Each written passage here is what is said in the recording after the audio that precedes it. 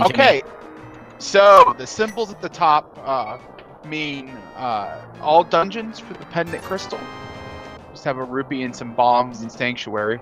The second symbol means open mode. That's the symbol with Link. The third symbol means swordless. That's just the crossed out sword. The fourth symbol, the N, is for normal difficulty. And the fifth is for our favorite variation, the big key for key sanity. And absolutely, and it looks like we have Glan headed up toward escape as Cube is heading for a Houlihan setup. Oh, I really do like that, especially with money being really short and key sanity seeds. And with all the keys added into the item pool, it does take away from a lot of those big 20 drops.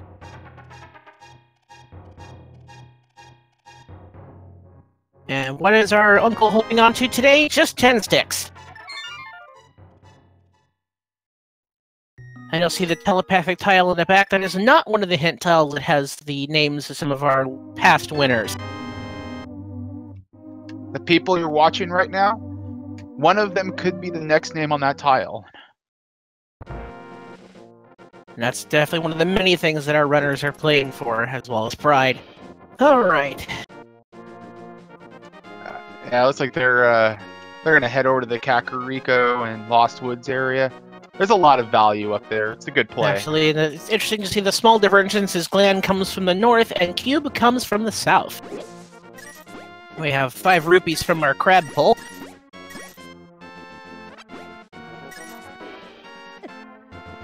Get that early money while you can.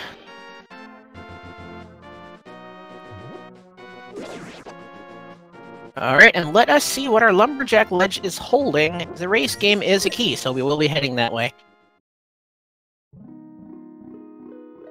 Yeah, it's always fun finding keys on open areas because you just don't know what it is until you pick it up. You have to almost always go for it, unless you know it's something you don't need. Yeah, and that is a big 20 on the Lumberjack Ledge, so we will not see Aga 1 too early, but we will have to see it eventually, as this is an all-dungeon seed. And to go over the standings as we get started, Glan is 0-2 so far in 2 races, and Cube is 1-1.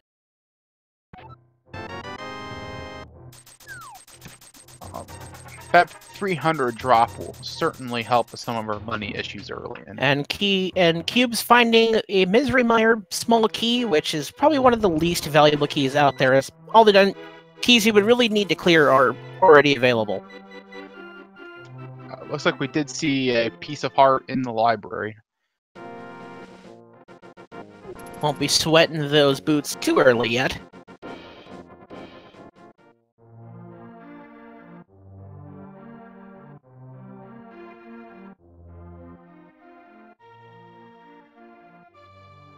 We have just a heart container in the tavern as we head into the Thieves' Hut. See what they're holding on.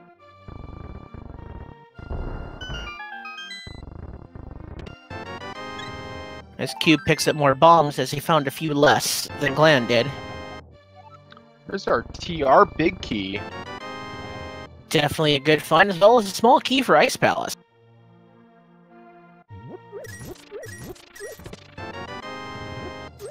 And some power gloves. Oh, and ZzCube finds the Eastern Palace big key.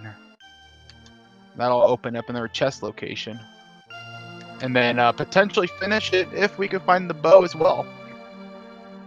Absolutely, and we have the map of Ganon's Tower. Now, also in Key Sanity, the map and the compasses are scattered into the item pool as well. The compasses adding that handy little tool to see how many locations you've checked, and the maps allowing to show you on the map whether that dungeon is a crystal or a pendant. Not nearly as valuable in all dungeon scenes unless you're looking for the access to Ganon's Tower or our friend the Pedestal.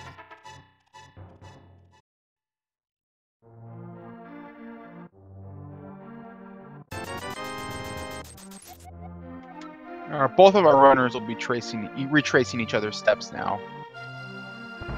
And a shoot out to PA Fuzzy in chat for the 250 bits. Thank you for supporting Speed Gaming. So, just to elaborate a little bit more on specifically the swordless setting, as both runners are going through Kakariko, that means, well, clearly there's no swords in the item pool. Instead, when a sword would have showed up, we're going to see just 20 rupees. That also means that the hammer would be used instead of a sword on the tablets for being able to get the items from them. And then also certain locations in Ice Palace also allow the use of bombos without a sword. And there's also, you can also use the medallions without a sword to get into Mire and Turtle Rock. But otherwise, those medallions, you're not going to be able to use them. Yeah, unfortunately, only able to be used on the squares themselves. And a thank you to the base beast for the 250 bits.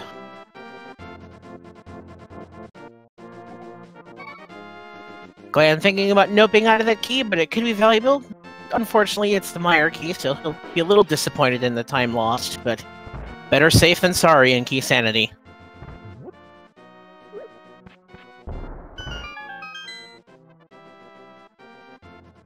As you see Cube picking up his dinner plate in the mushroom spot.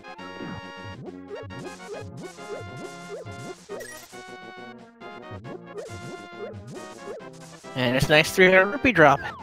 So far, not a whole lot pointing us in any direction this seed other than the power glove, so the South Shore's got to be holding on to something.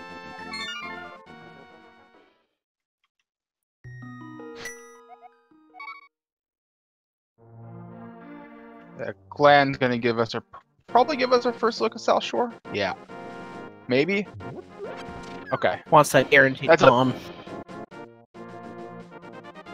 Yeah, it's always worth lifting that if you have power gloves. It's like a 50-50 chance. It's worth going for. No, it's just a shot for me, but he may have the extra power with his CDI Link sprite. And Cube's heading into the back of Escape.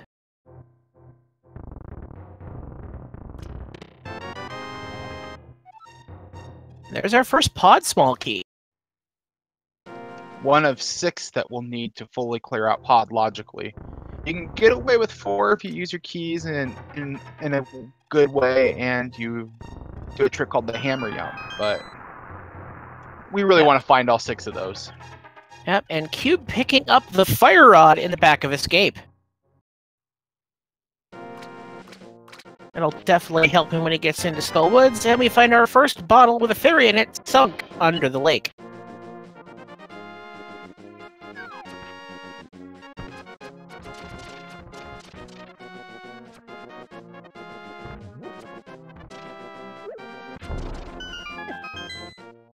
Take a look at what our mini Moldorms are holding on to.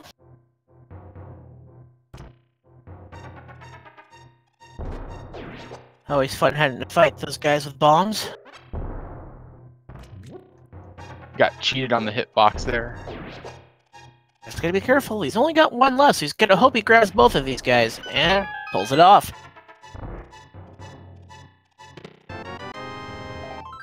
Oh, Brian's cane and the Titan's mitts. Oh, there's part 2 of our Dark World access. And he gets a nice bomb refill. And it looks like Cube is going to be taking our first dip into the front side of the escape sequence.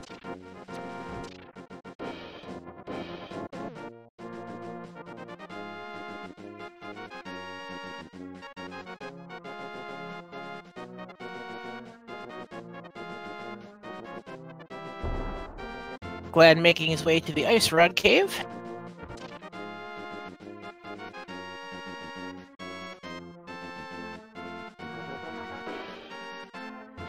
Hoping to find a Simoon Pearl. And that looked like another Turtle Rock small key in the first chest of Escape.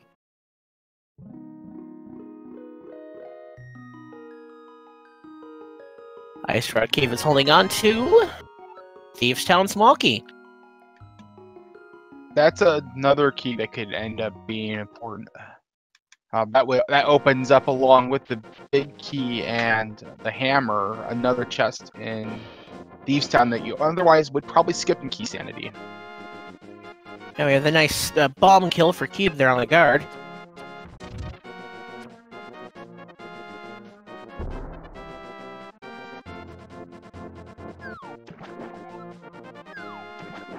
And it looks like Glan is setting up a fake flipper. Cube finds our first castle tower small key. That's going to be very big, because we need to find both of those in order to get to Aga 1, and there is half magic on the floating island. On the Hylian Island, apologies.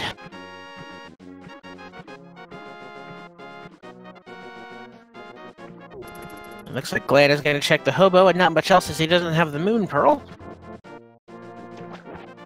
And that'll be the big key for that dungeon.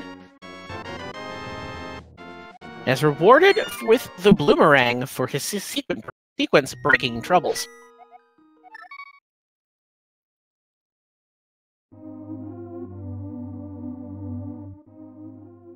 So it looks like the Eastern Palace area is going to be holding on to something that's going to point us in some kind of direction.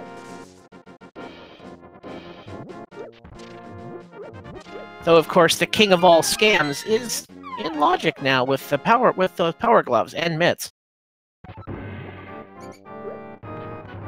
Yeah, without Moon Pearl or flippers, it's not going to be a very high density location.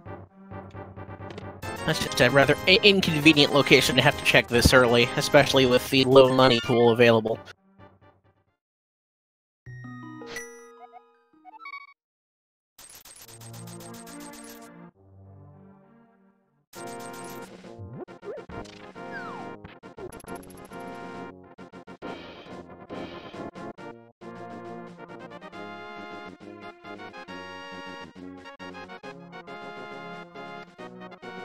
Alright, looks like Glan's probably also making the play to clear out Hyrule Castle. Yep, and it looks like Cube is going to head over and check Agina, that oft-orphaned location.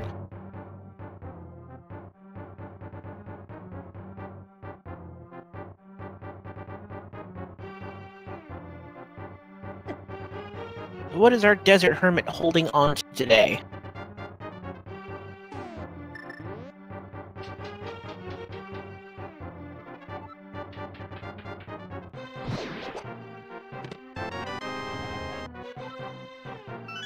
As Glan picks up his TR small key.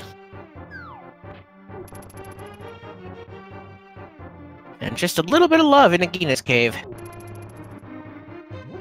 I'd imagine Cube is probably heading toward Eastern next. It really would make the most sense. That's where your highest density of chests are now.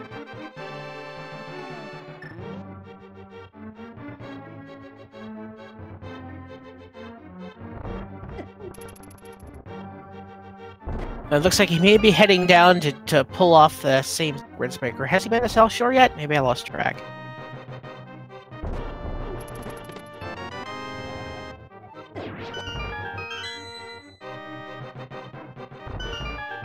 Yeah, he may not have gone to South Shore. Yeah. That's right.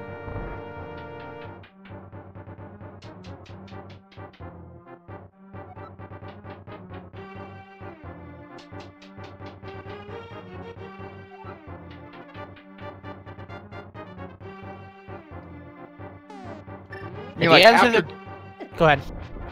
After this, the play is probably Eastern anyway. And to answer the questions in chat, yes, the Aga 1 chests can be holding on to items to actually find the keys to unlock them. And Glan remembers to let his fairy go before he takes the Death Warp back to the beginning of Hyrule Castle.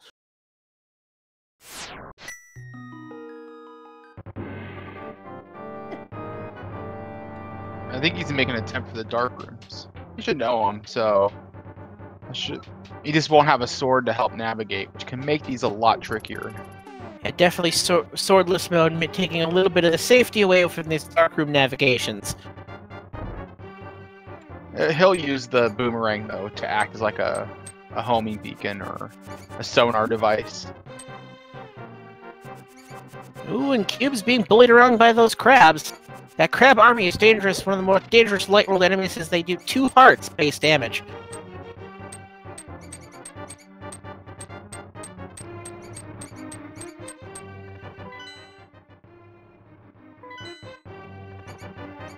Using the map to try to get his bearings a little bit, as Cube picks up his Thieves' Town small key.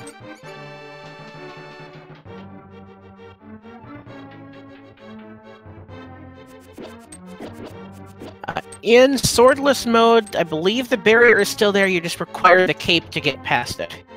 But I could be wrong. Caper hammer. That's right, the hammer does replace the sword in most places, the exception being the curtains or vines you need to cut in certain dungeons, those are just open for you.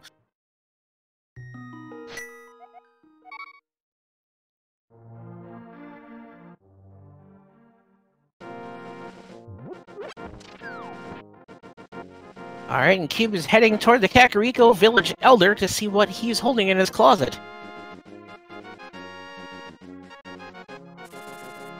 We have to be getting close to something that's going to point us in some sort of direction here. An ice palace or green pendant. It's good to know the location of the pendant as it opens up another item, though we don't have to worry so much about what's pendants. And there's the Moon Pearl.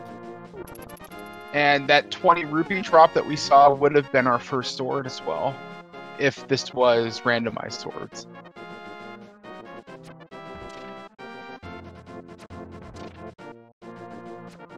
Alright, and since Cube is holding on to that big key for Eastern Palace, he's going to head in and see what he can find. Makes every location available to a runner of this caliber with... except for the boss. Logically, it requires the lamp to get to the big key, the vanilla big key location, but I'm sure he has no problem with those dark rooms.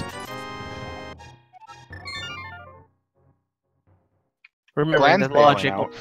Oop, sorry. That's okay. Glan's bailing out. Did he find the item in there? Yeah, he found the Moon Pearl, and he might be going to Village Outcasts. It's definitely a high percentage play.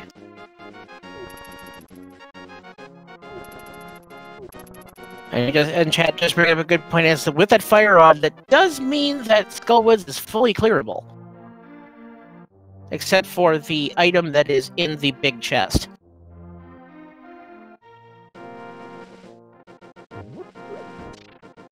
We'll have to see which way he goes. ZzCube's giving us our look at our second item. It's GT Spalky. Not the most valuable, unless we need to go deep into the basement. It is all dungeon, so we could end up in a scenario where we have to full clear Ganon's tower. It's very likely. Well, 27 total locations in Ganon's tower, that's definitely leaves a lot of options for this team to place a item real key, especially in Key Sanity when there's big keys are everywhere.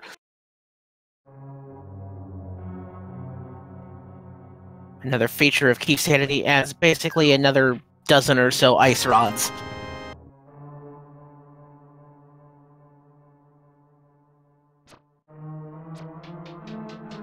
Alright, and Glan is making his way through Teamstown, and I saw that it was a unique item, but I did not see where it was on that hint tile.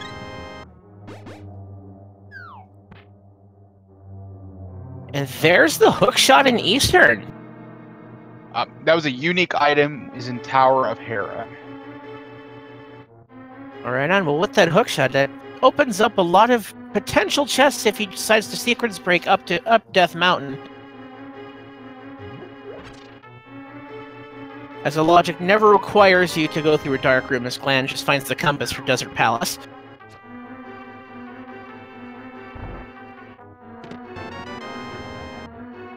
And I think I'm going to rename this to Compass Town. Yeah, Glan's gonna death warp out of here. There's nothing else that he can do. We need the big key to do any more work in here. Definitely enjoy the bunny sprite of the CDI Link being the king.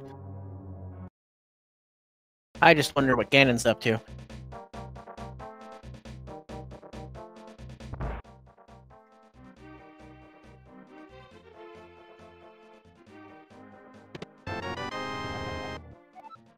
And there's a Swamp Palace big key for Glan. Not the most crucial, but it does open up that big chest when we get there. And we do know where the hookshot is.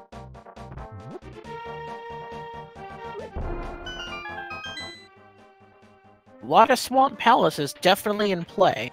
once we find that hammer. And there's the cape for Glan.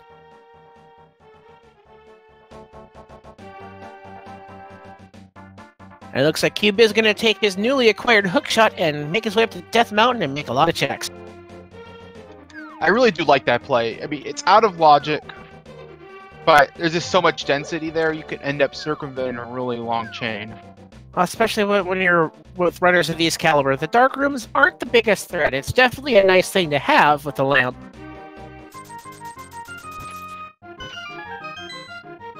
Two digs to find a compass.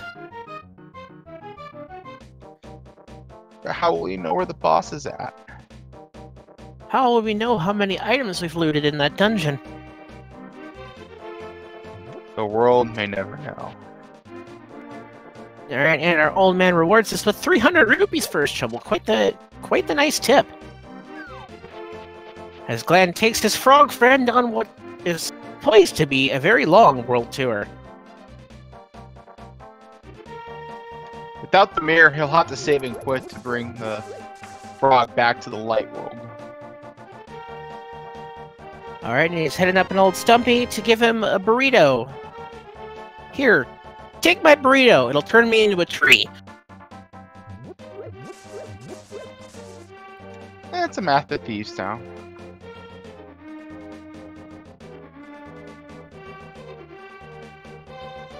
So we have a hint coming up here on ZzCube side. Alright, what we got today? The boots are an ice palace. I mean, these have been some pretty spot-on hints we've gotten so far. Yeah, absolutely. Now, the boots are one of the items that do have a hint for them somewhere in every seed. Also, since this is Key Sanity, somewhere out there is a hint tile that tells us where the Key of Evil's Bane is, which is the Ganon's Tower big key. Glan is heading into the cave formerly known as Hype Cave.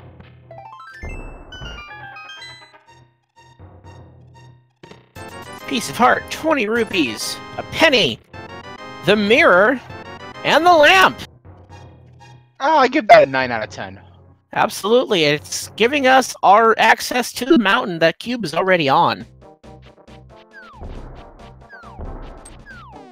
At least now we know what ZzCube is doing is in logic. He just doesn't know it yet.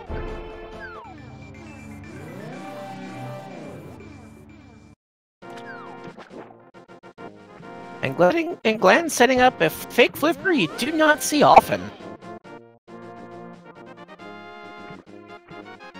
Looks like he's thinking that Zora play may not be the worst thing ever. Vanilla boots, maybe. Or, excuse me, vanilla flippers, maybe.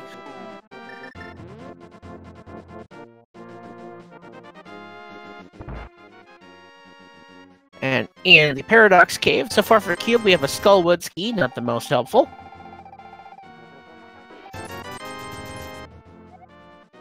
Blue mail, and the big key for Thieves Town.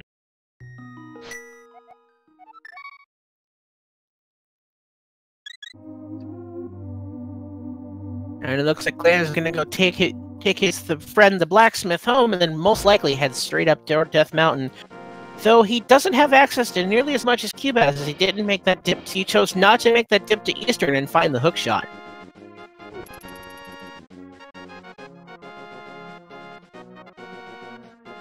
So on Cube's side, if he uses Magic Well, he technically can kill Blind with the Cane of Brian, but it would be pretty hard. Well, as this is normal mode, he would still get invulnerability for it. If you do it with a full magic meter, it's not the most difficult fight.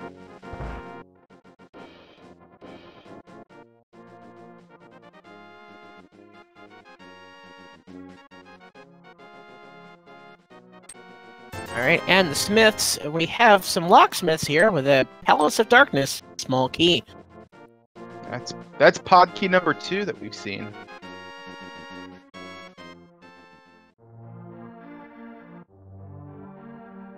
Alright, and Cube picks up the Tower of Hera small key in a pretty convenient location had he gone to Hype Cave first.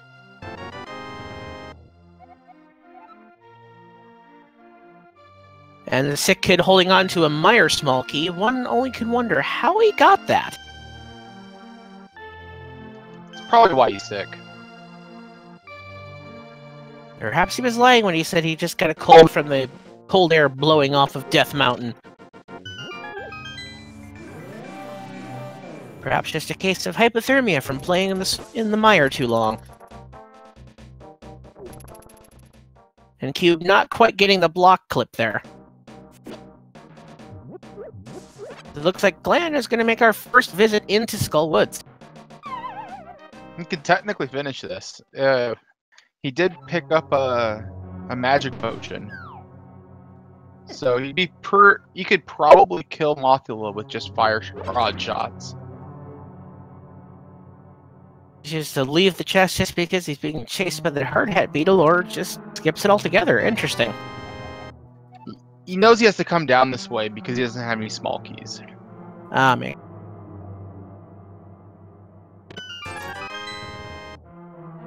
Just our first item of Thieves Town, or excuse me, Skull Woods. Not a whole lot there. As Cube makes his way up toward the Hookshot Cave. Yep, that key there will always be a guaranteed small key for this dungeon. We don't count it on the tracker, but it is a guaranteed key. Alright, and I missed the medallion requirement for Turtle Rock there. Catch it on the replay. It's Ether. Ether on that one. And we've got the Ice Palace big key, and we know where the boots are, so... Doesn't look like the worst play ever after he, with the hookshot fire rod. A lot of Ice Palace open to us. We did find Bombos as well. With the fire rod, it's not as important for access to Ice Palace, but it's still good to have. Yeah, we also negated to mention the red boomerang and mushroom pickup by Cube on Death Mountain.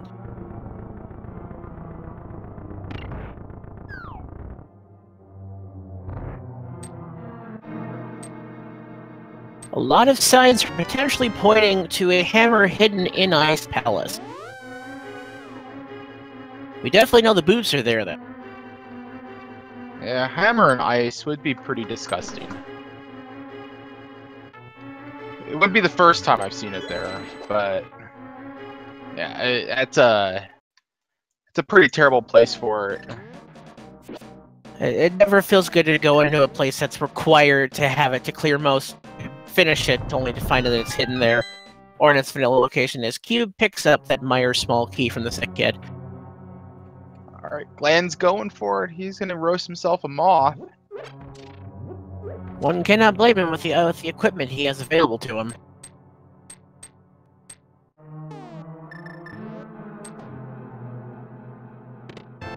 If he uses his magic effectively... And looks like Cube's heading in toward the Dark World, and he'll be joining Glan in Skull Woods.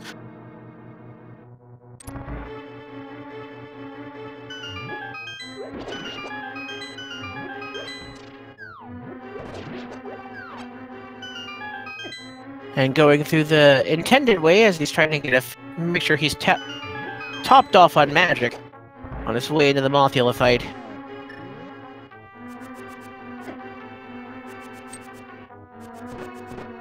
Going to stun those Gibdos and get them out of the way so he doesn't have to use too much magic.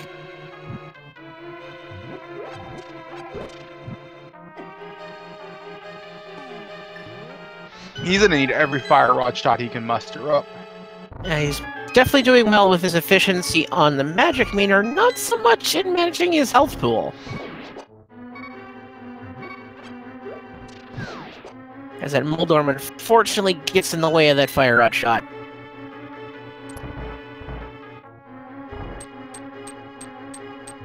Alright, it's gonna be a tough fight for Glan, going in with not quite full magic and only 2 hearts.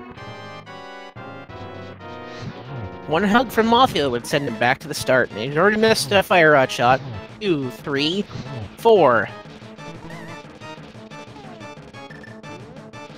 Gonna hit that green potion.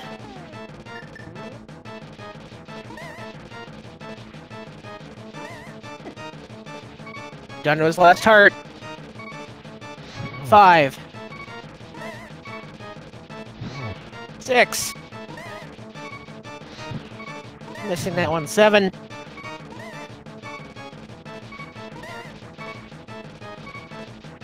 Try to manage those spikes. Oof. Oh, he doesn't. 8 hits on 10 shots. Down goes the moth for a piece of heart. And our first crystal at 30 minutes. Bungie, I was on the edge of my seat for that one. That one was a good fight. I wasn't even sitting. I was standing just clenched. As Cube, I believe, maybe takes the death warp there, or... No, I don't think that was intentional. I was getting bullied by that hard hat beetle.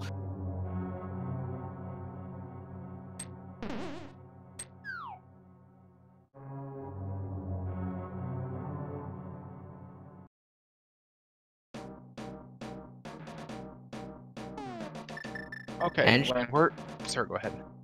And chat bringing up a good point that was actually one of our 5-6 crystals.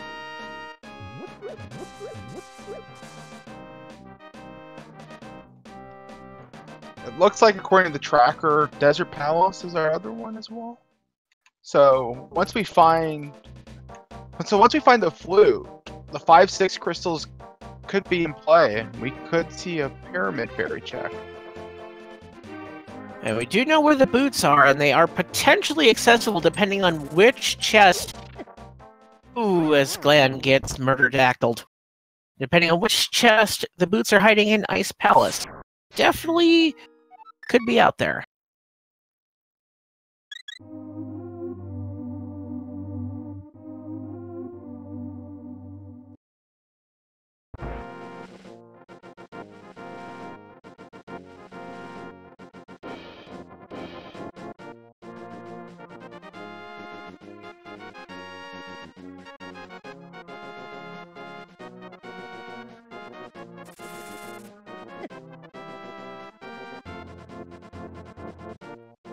So Glan's now going to make his way up to Death Mountain.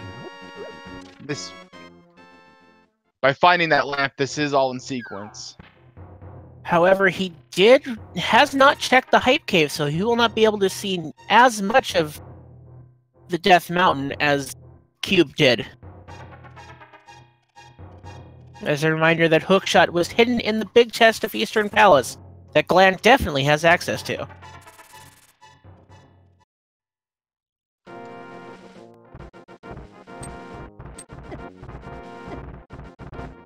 It looks like Cube is going to make use of that Thieves Town Biggie he picked up just a little while ago.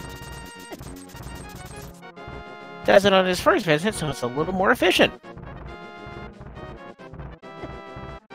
So Cube is going into Thieves Town, and he can technically fully clear this with the Cana Samaria or Cana Brian, Berna, words. So we'll have to see. Either way. Yeah.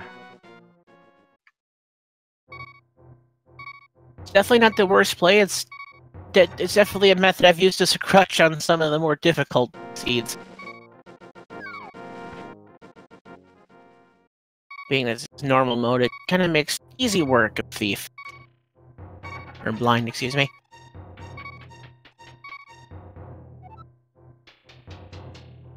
As he makes his way through Compass Town.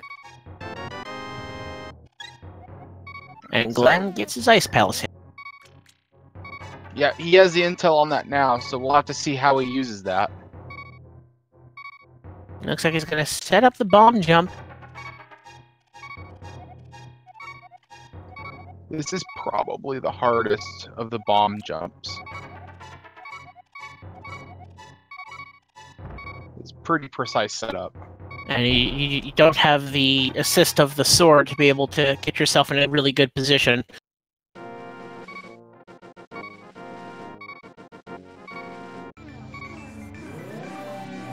And imagine he's probably destined for the Tower of Hera momentarily, gonna check these 4 bushes, hoping for that fairy he just found.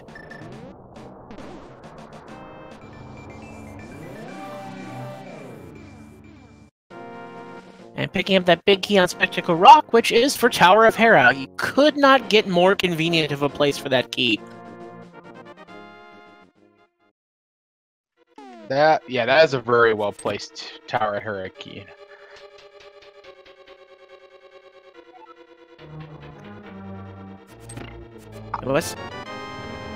Is that Cain? I think that was the red cane. So it is. Our first thief. Did that say a unique item requires fire in Tower of Hera? I believe so. We'll see it on the replay here in just a second. Yeah. Did he pick up that Hera? I don't think he picked up that Hera small key. Yeah, now that's an East Death Mountain. And he doesn't have any access to that yet. He needs to get the hook shop from Eastern. Definitely interesting. Just that looks like that choice to go into Eastern Palace is going to come in pretty big for Cube in the early game. Oh, and also we got some intel on the Ganon's Tower Big Key as well. That's in the western side of Swamp. Which we would only need the hammer now to get a hold of. And flippers. Oh, yeah.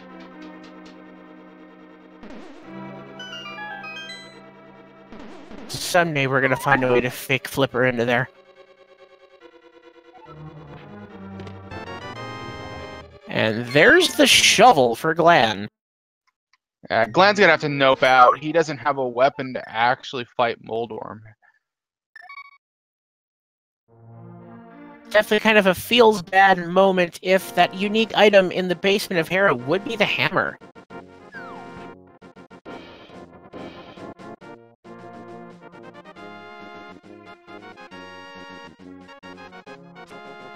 It looks like Glan is going to head toward the escape. Or maybe Aga Tower. Yeah, there's two items that, since he has one of the Castle Tower small keys, he has access to two chests up in here. With the cape, he can get in. Yep. And Cube is going to head in and start his pretty easy blind fight. Oh, gets away from him for just a second. Blind being interesting is that there's only so many items that can damage him, but they all do the same amount of damage. It takes 9 hits. Yeah, he ran out of magic, so he can't finish blind.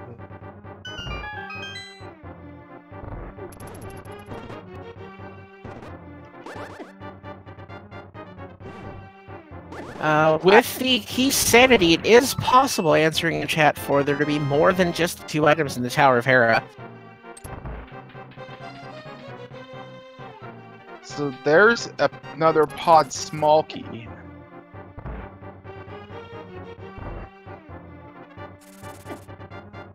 And unless this is a Castle Tower small key, he is done. And unfortunately just finds that map that points him once again toward the Tower of Hera. It is enough that he does need the hammer or the bug net in order to fight Aga 1.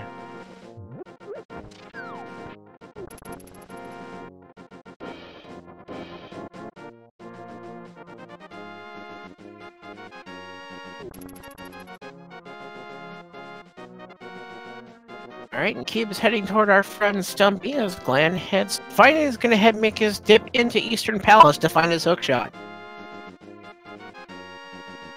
He'll certainly be happy. Perhaps wish he'd gotten there just a little bit sooner.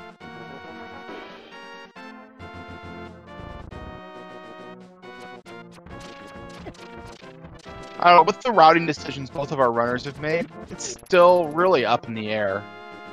I don't really think either one of them has an advantage at this point. It's kind of tough to say if either one of them has a real routing advantage quite yet. I mean, with just the different choices that are made, certain things are missed.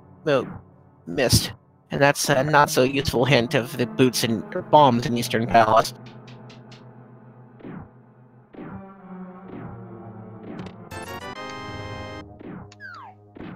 Yeah, not all the hints are useful, but in this case, we've had 3 really on-point hints so far this seed, which I think is pretty good so far. And not always something you see is a lot of useful hints, and Cube is going to open up the Hype Cave to find his mirror and lantern. I'd imagine Tower of Hera probably comes up pretty big in his mind.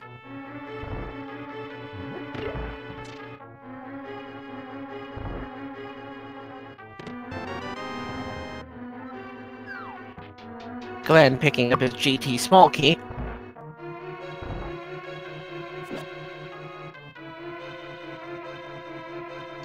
So now ZzZCube knows that everything he did up in Death Mountain was in logic. Definitely helps wrap things back up. It looks like Cube is going to go talk to the bomb merchant to see where the 5-6 crystals are, and that's Desert Palace and Skull Woods.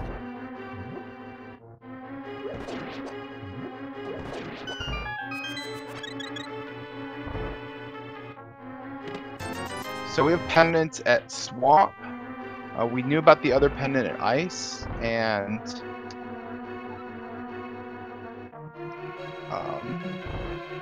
Be curious to see where that last pendant lies to put check on what the pedestal could be. Thieves Town, I believe, was also a crystal, and I think Meyer was also a crystal. And unfortunately, as this is Key Santa, we cannot use the music to find out which the dungeon is, as that has been randomized.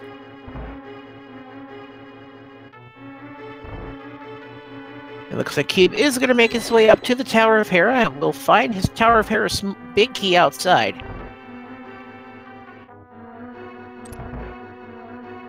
And hopefully finally see the answer of what that unique item in the basement was.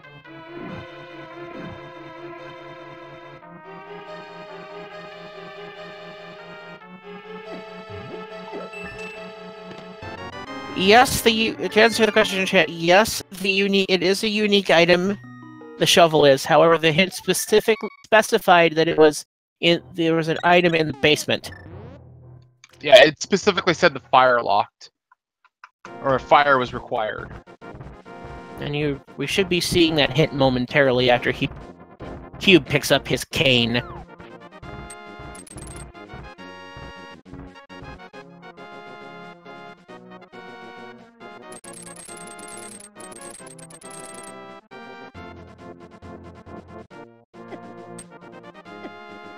Alright, finding a desert map, and with that small key, he's gonna head down in the basement, have his coffee break, and find his unique item.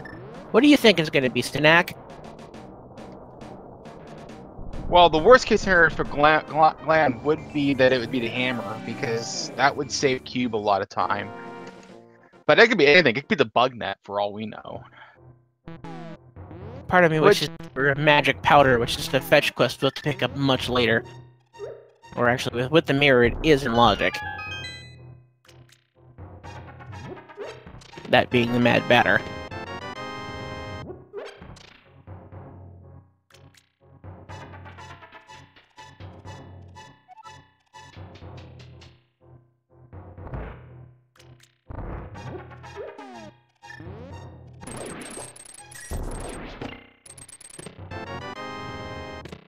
And picks up that full magic refill.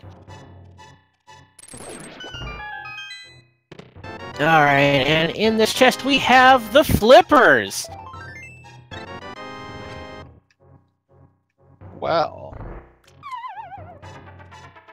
that opens this up a fair bit. It opens up most of Swamp Palace, and a few more of those flipper locked locations, one of which we've already checked and it wasn't much of note.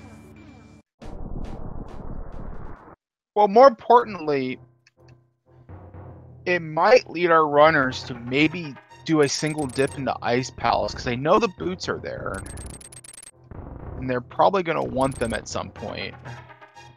They may gamble into Ice Palace knowing that there's at least the boots there. We'll have to see what both of our runners decide to do, especially with the intel.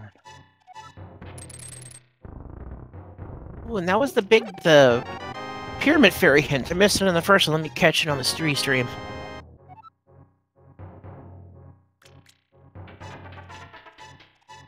No, that was the big key Swamp. in Swamp. Alright. Misreading. ZzZCube also finds his shovel. Both Glan and ZzZCube having their shovels now. And he's gonna go right on over and check it. No better time but the present to dig up the shovel spot. As Glan sees that it is ether to get into Turtle Rock.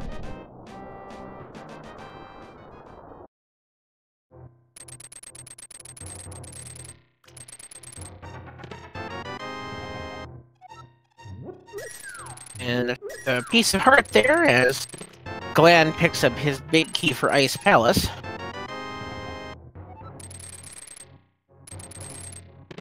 And it looks like Cube may just be heading toward that Ice Palace, or at least the flipper locked locations.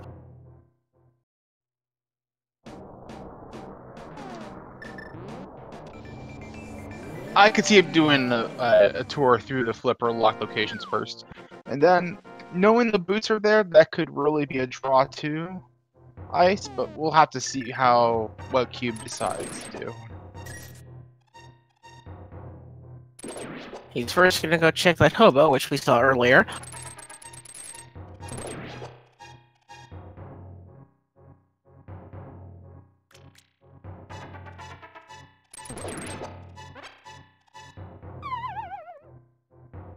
Glad finishes the long walk through Spiral Cave.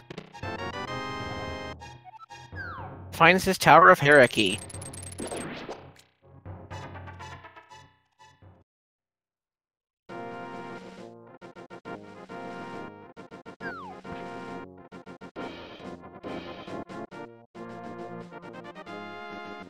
Okay, I'd like to apologize. I misread the hint. The Ganon's Tower Big Key is in the Swamp Big Chest. The good news is that we have the big key for it. So we don't have to worry about trying to find the Swamp Big Key. Alright, and Cube heads his way into the Waterfall of Wishing. Our container and our Ice Rod.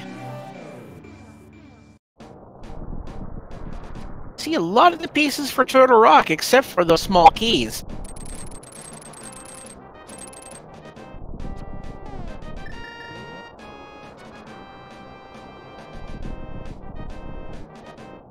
And Glan heading back into Turtle Rock, or Tower of Hera for the second time to pick up his item in the basement. Still no weapon to actually kill Moldworm. He'll be flipping with excitement when he sees what's down below. And Cube is going to see what is on the king of all scams. Today we have a compass. Cube's like, nope. Keep your compass.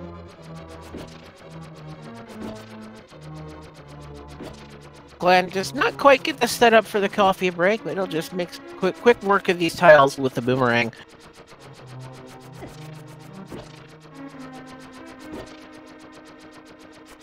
Or should I say, slow work.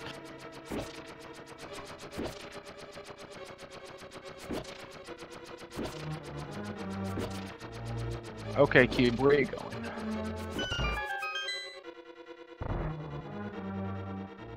Looks like he's heading toward the dark. I think he may be going to grab the purple chest, turn that in, and then head towards Swamp Palace. Or Ice.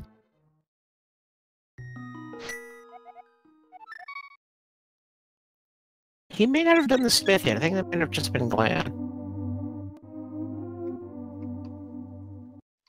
Yeah, I think that was just Glan.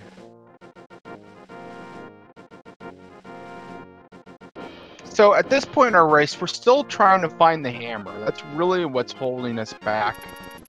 It looks like Cube might just be going for round 2 with blind.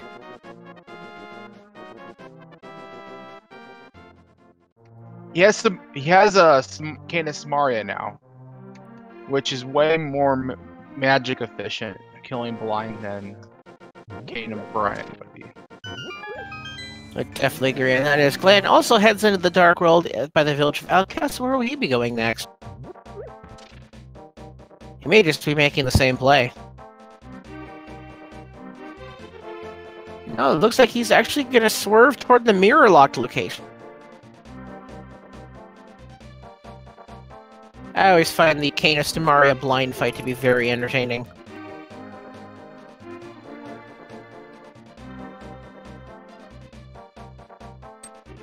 It's a shame that you get that item so late into the game, as it has so many interesting uses.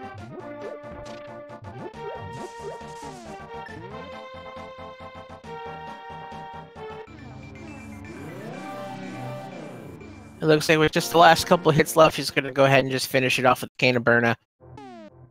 There we go, Cube.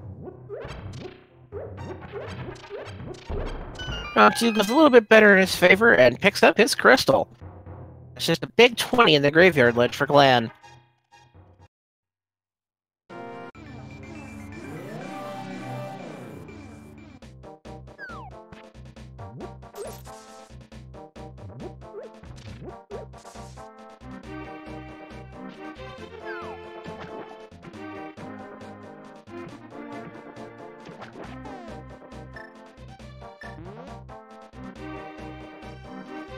Alright, and Glenn heading up toward the catfish as Cube picks up Jeremiah, and looks like he's going to take him straight home. It's also going to turn in that mushroom we picked up earlier. Let us see what the witch is holding on for us today. And it looks like Cube set himself up for a fake powder. It looks like the witch was holding onto another one of our swords, which we will not get to have this seed.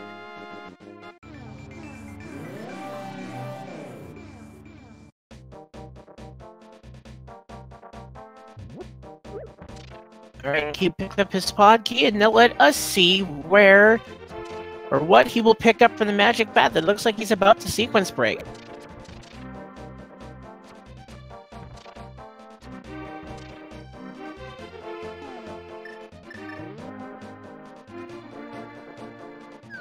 Alright, Catfish, what do you have for us?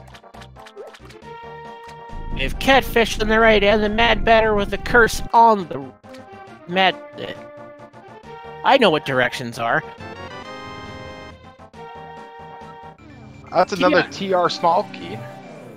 And the magic bat has cursed him with the Swamp Compass! Ooh!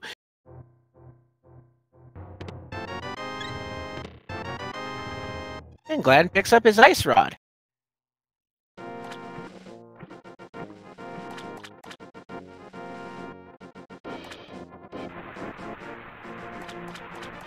And Glan heading up to pick up his very expensive and premium compass from the master of himself. To answer the question in chat, no, using the mirror to get to the bat is not a sequence break. However, using the fake powder glitch is. And it looks like Cube has turned in the purple chest to find another pod small key.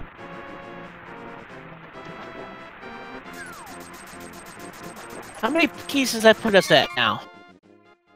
I think 4?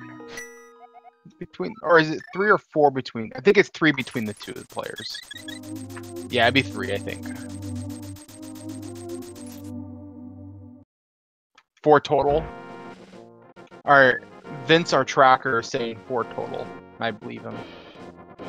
Alright, so we're getting closer to piecing that puzzle together.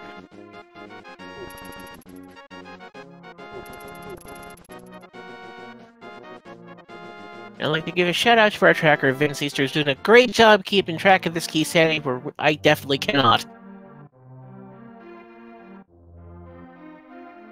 And Cube going ahead and picking up that green potion for a magic refill. Always handy.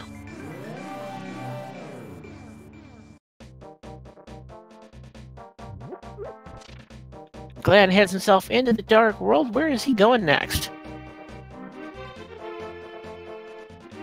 So, between the two of us, we've seen quite a bit so far, and we're really running out of attractive plays to make. Oh, there are two. Neither. Yeah, go ahead. I mean, neither Swamp or Ice Palace are very attractive to go into without the hammer. Non-completable, but there's a lot of items in Ice sitting available. Maybe Pod might actually, with the 3 keys, I could see them going into there. It'd be a long walk because they don't have the hammer. So fast access to... So there wouldn't be any fast access to Pod. Well, if he picks up if they pick up the 4th key total, they would with the hammering up, they would be able to access every location except for the boss and the big key, the big chest, as we don't have the big key yet.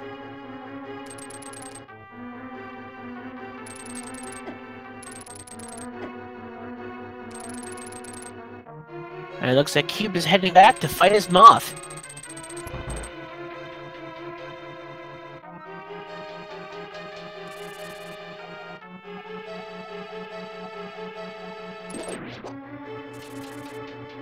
Now that's interesting, because that hit just told us that the big key, the key of Evil's Bane is in the left side of Swamp. So it's kind of thrown us for a loop tonight.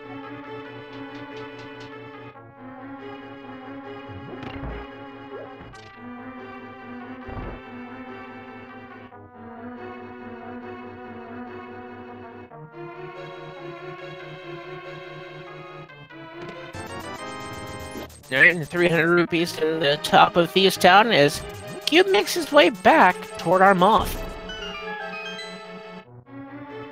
Definitely set up a little bit better than Glan was, but that was, still looking back, that was one of the better Mothula fights I have seen.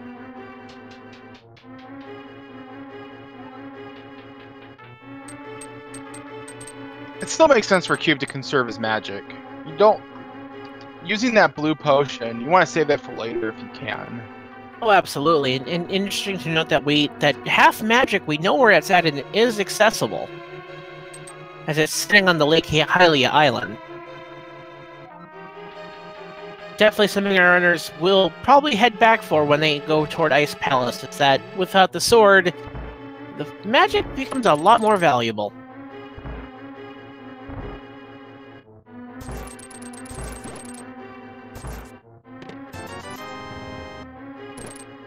Alright, and gets his hits on the moth as he's gonna go take that refill.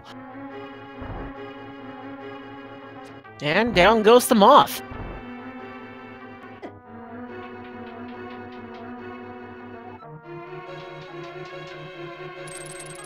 Alright, and with the moth down, where do we think Cube is gonna head toward next?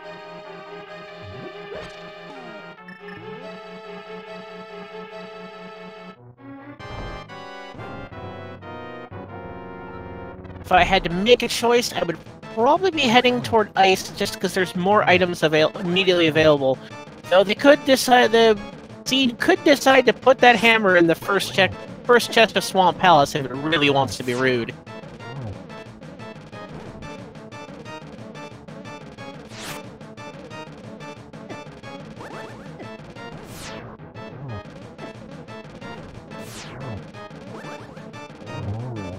And Glan makes quick work of Blind the Thief, grabbing his piece of heart and his crystal.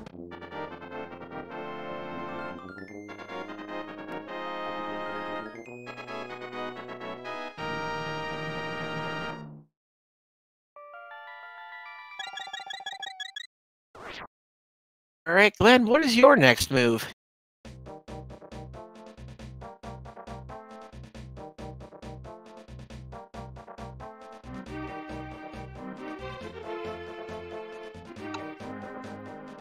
He's gonna go for the purple chest. Looks like a good play to me. He heads back in the Dark World. Looks like he's probably gonna head toward Graveyard Ledge.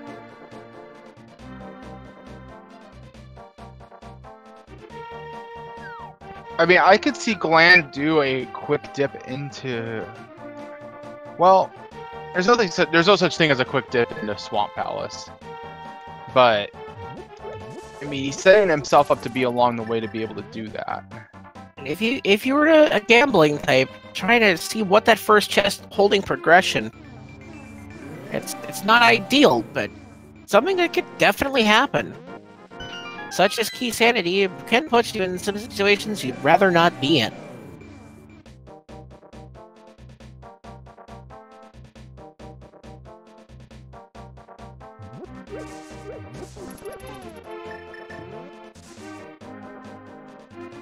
Alright, and it looks like we are going to get our first check into the cave south of the Grove, aka Cave 45.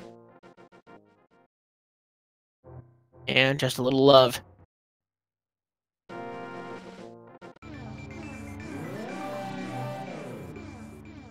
Keep finding his big 20 in the graveyard ledge. Looks like he's gonna head over to the catfish.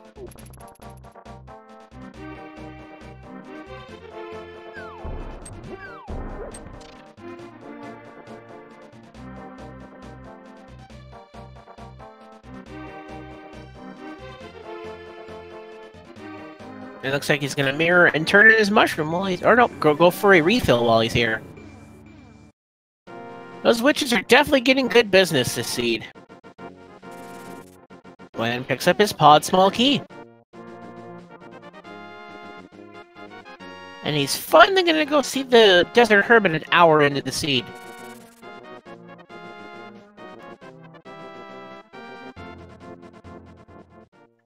Alright, so everybody out there that might just be tuning in, this is the Fall 2018 Link to the Past Randomizer Tournament. The symbols at the top of your screen mean that this is an all dungeons run, in open mode, swordless, normal difficulty, and with key sanity turned on. And while our runners are going through checks that the other has already done, why don't you go ahead when you get a chance to give these two guys the follow. They're putting themselves out there and working hard for you, for your entertainment. The least you could do is show them a lot of love and some support.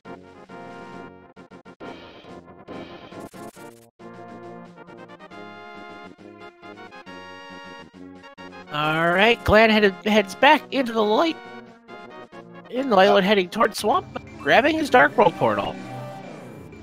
I think he's gonna go maybe for the single chest gamble. It's definitely not the worst, and he has not been there yet, so he's also gonna look at that hint tile that's available.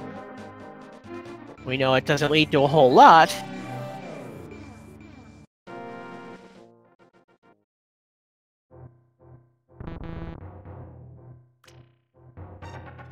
And to answer questions, yeah, there have been quite a few standard mode seeds. There are a lot of matches that have to be played.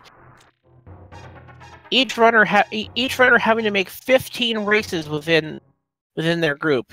3 races with each of the other 5 competitors in their groups. There's a lot of seeds, a lot of modes to be played. And as they get to their third match, it'll be a randomized choice.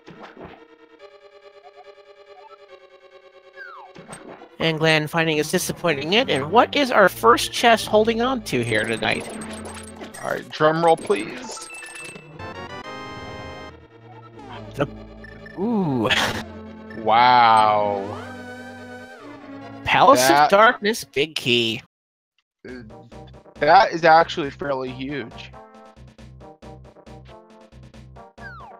Opens up with the hammer yump that means all the chests all the locations except for the boss would be accessible with the help of the potion.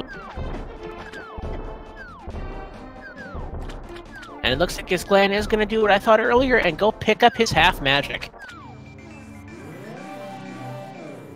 Makes sense. He's making his way over to pod, right? You might as well wrap that in. And we potentially could high five. Actually, we just did, as Cube picked up that half magic just a moment ago, and looks like we are both heading into Ice Palace.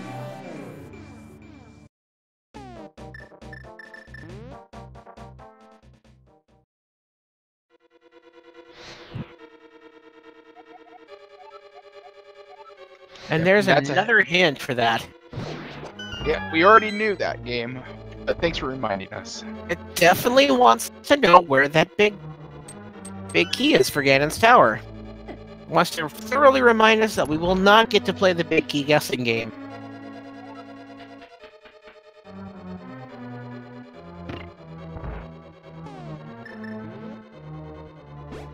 As Cube makes quick work of the pen gator, so that last one that starts to elude him. And unfortunately, as this is the first version of the randomizer that the hint tiles have been available, there is the chance of the repeat, but they're looking to get that nixed out in the future. Also, with the hint tiles, they are universal to every mode. So say, for example, if something says that it's locked behind the hammer, that does not mean that Turtle Rock is not hammer locked, because in inverted mode, there are many other ways to get into TR.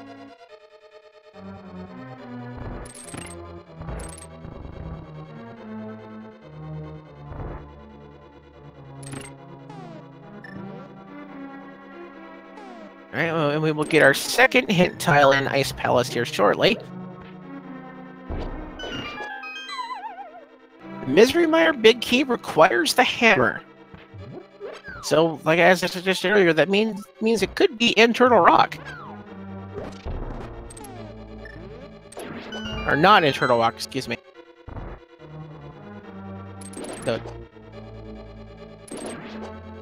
and Cube deciding not to go for the bomb jump, as he doesn't have the hammer yet. There's no guarantee he even have access to Cold Stare.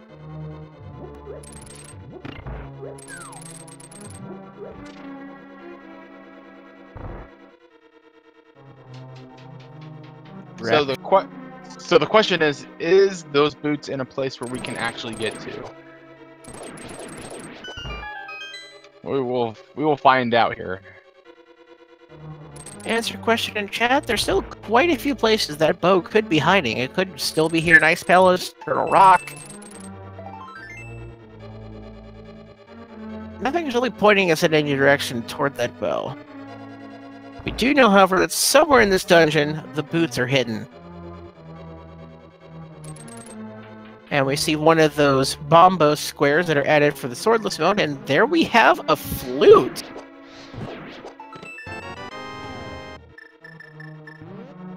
Interesting item to find.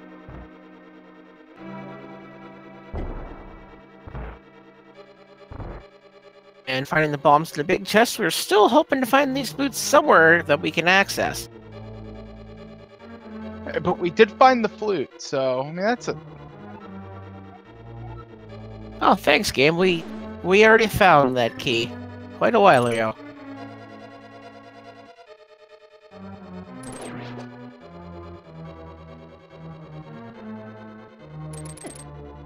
Skate our way through Ice Palace.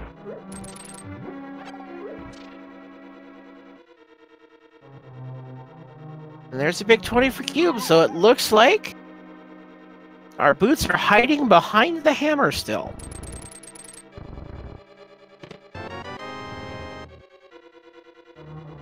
And it looks like Cube should be making their way toward our friend the duck. So we found something, but it wasn't what we were wanting, or it wasn't what we were looking for, but it was something that we're gonna need. Yeah, absolutely. Now, picking up the flute does open up our access to Misery Mire.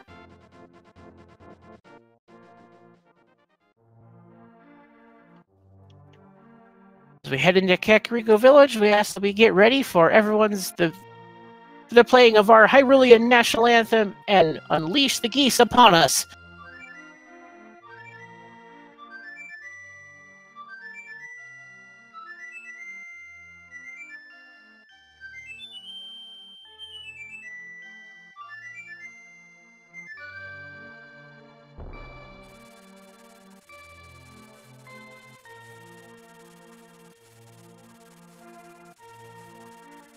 To answer a question in chat, unfortunately the hammer could not be in pedestal as one of the pendants is Ice Palace.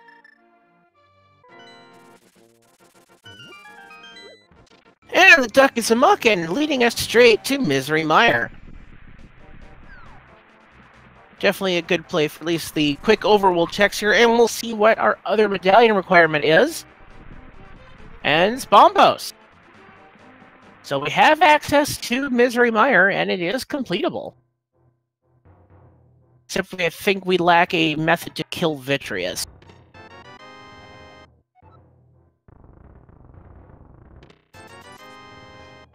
GT small key and a big 20 there.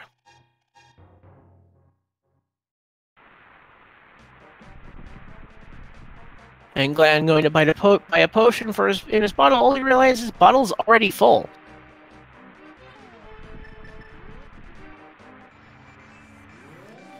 And we have checkerboard cave for Cube here.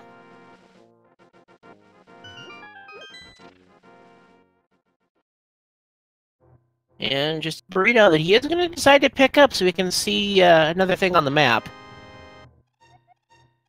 Though it's the dungeon he's already completed.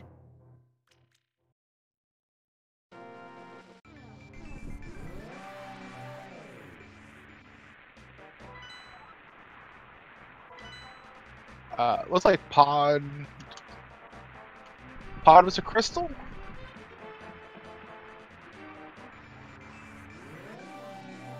Yep, Pod was indeed a crystal. Oh, it would have to be at this point, because we already think we've seen where all 3 pendants are. Could be wrong, though. Alright, and Cube making that check. He's gonna go in a desert and sin. With being that this is key sanity, that we don't have to worry so much about boots locking. But we do not have the big key. Or also note we have not found the small key either, so the right side is not available to us. Ooh, and it's holding onto a key on the torch. A shield is in Turtle Rock. Good to know. Good to know. So, we could be boots locked? We might require boots for that key. We don't know yet. We don't know which key it is. But we do know where those boots are, but just can't quite reach them yet. So close, and yet so far. Definitely looking for our hammer, and it unfortunately looks like it's going to be somewhere in the Palace of Darkness. Or perhaps here in Misery Mire that Cube's heading into.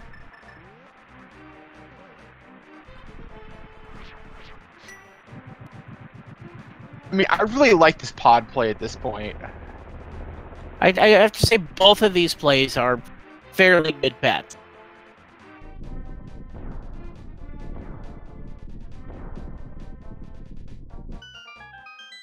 The hammer and the bow being the big items that we are still looking for.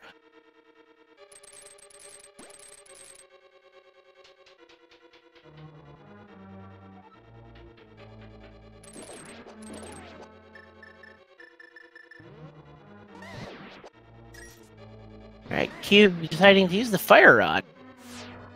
Interesting choice.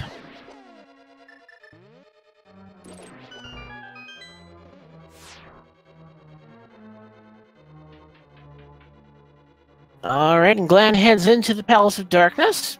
Cube making his way through Misery Mire. Which one of these 2 dungeons will be holding our hammer?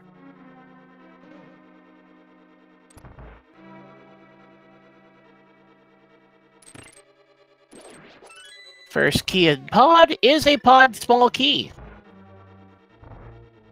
That brings Glan up to 5.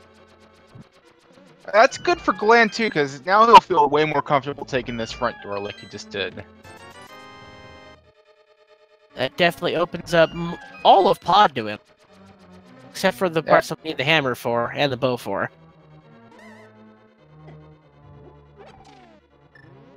Alright, and looks like Cube's heading down toward the cutscene room here in Misery Mire.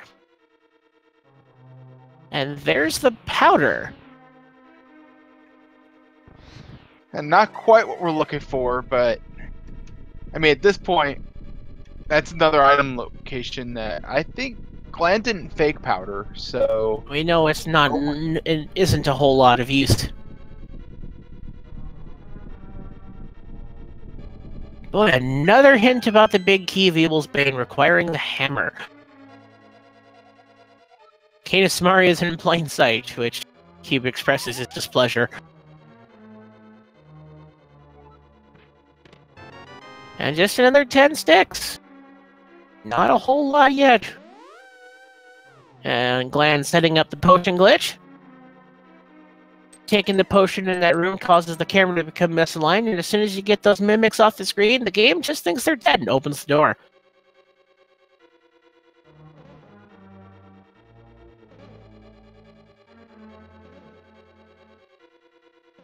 So I think we've been hinted 3 times. Speaking about big keys. Skullwoods. Alright. We've been hinted 3 times about where the Ganon's Tower big key is at. Alright, and there's just a piece of heart there for Glan. Now that finding that Skullwood's big key, that could have been holding on to that hammer this entire time.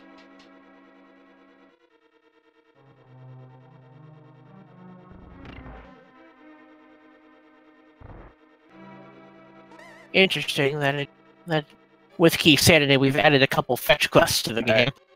Hey, I think I saw something. It had a very heavy end on it and a stick.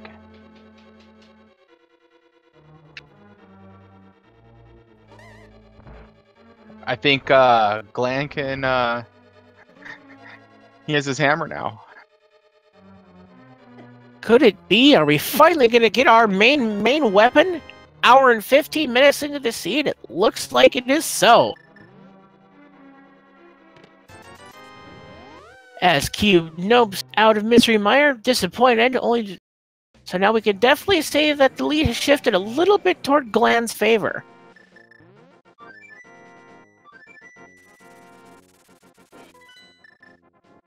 Gotta love that French vanilla hammer. And there's another Ice Palace small key.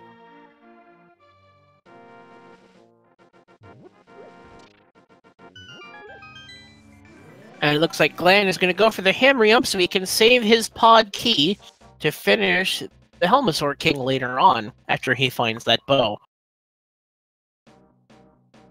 And Cube heading in to go check that big key he just found.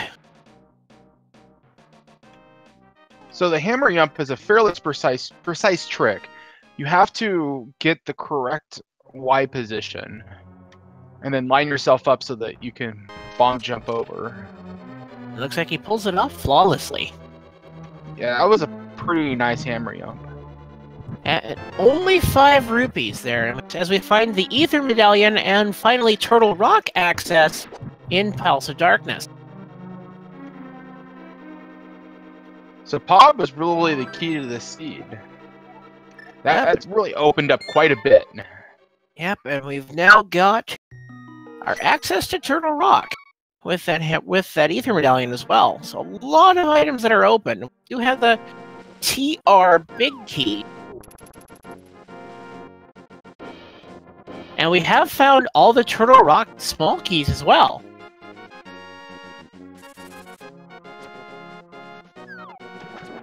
So taking a look at an hour and 17 minutes, and what are we looking still for go mode?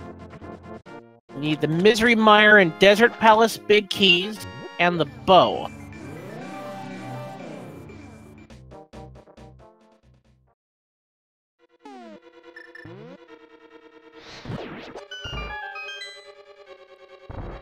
Yeah, it really isn't a whole lot. He's gonna find the boots, which we may need. And we're also gonna find that other Castle Tower small key.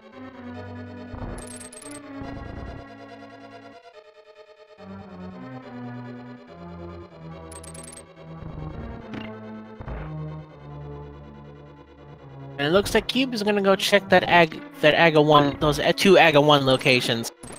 The boots are deeper into Ice Palace than we've already checked, so something on the Hammerlock side or on Cold Stare.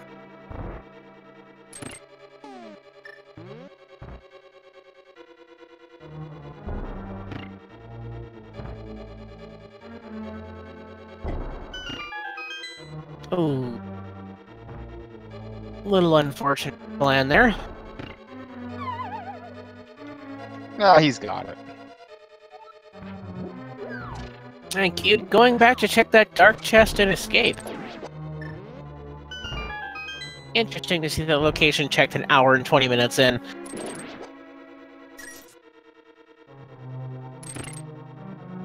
And it looks like Glan is going to set himself up for that bomb jump.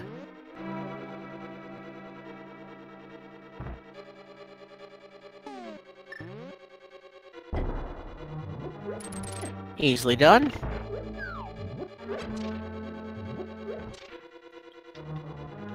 So right now we know Cube needs to go to Pod. Is there really? He's probably gonna go to Aga 1 first and take his first small key in there. Definitely wanting to avoid heading into Pod without the bow or hammer.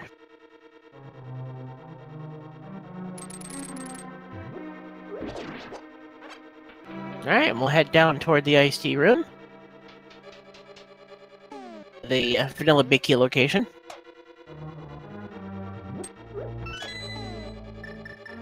All this key sanity's got my ice palace all backwards.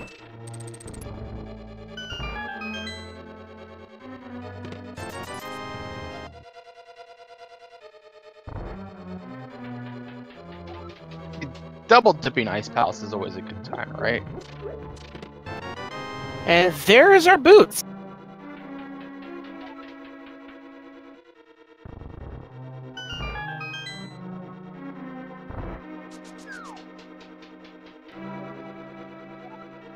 Yep. As foretold by our hint tile.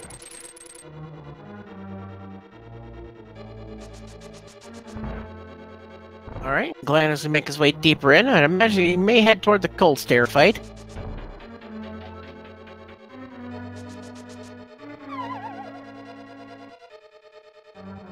And Cube finally make his way over to Palace of Darkness to find his hammer.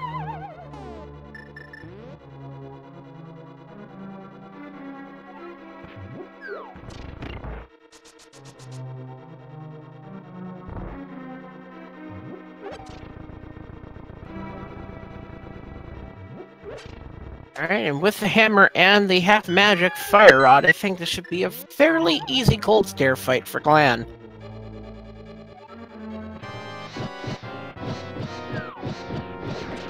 And choosing to go for the fire rod strats on the ice shell is a little bit faster, but a little less magic efficient. As he's gonna go hammer those puffs or fire rod.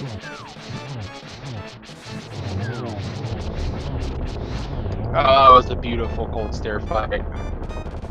Absolute clinic put on by Glan today. There's our pendant of courage.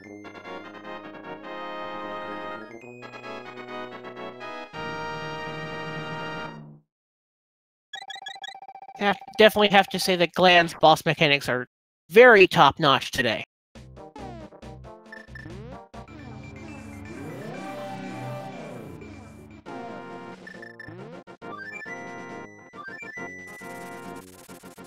Alright, Glan, where are you off to next? Nope, not Kakariko.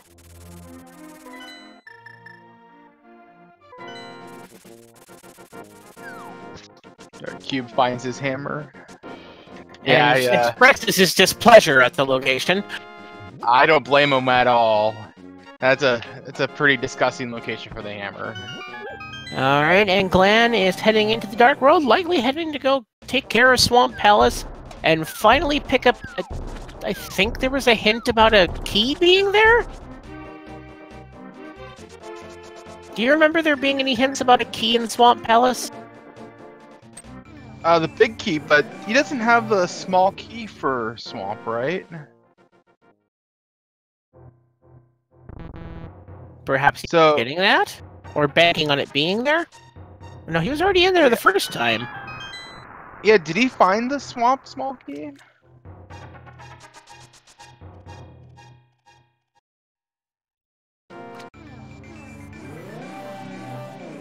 I guess we're about to find out. As we get our another reminder that the cheeky big key is hiding in here. Alright, so it was in here. Okay, he did find the small key somewhere. Alright. Oh, I guess it was in the Palace of Darkness. Thank you for the assist, chat.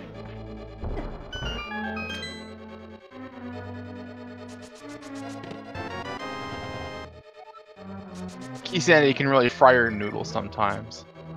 Alright, and Cube walking his mimics off the screen.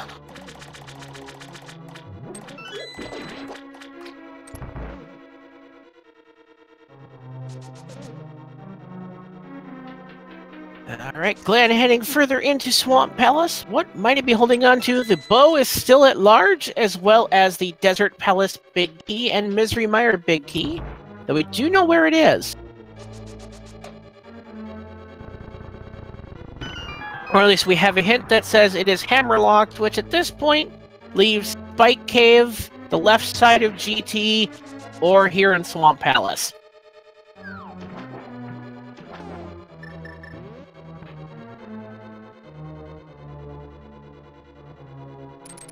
And keep picking up another blue potion as Glan goes further into Swamp Palace.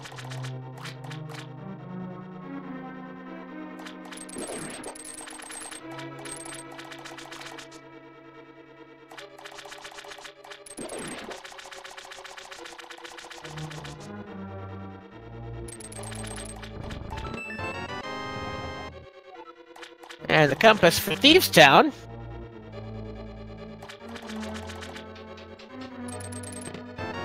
And there we have it, the big key for Ganon's Tower. Did you have any idea it was going to be there, Zinak?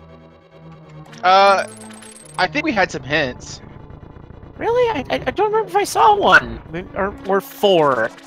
We had some prophecies. They happen to be true. It was foretold in the writings. The writings on the wall.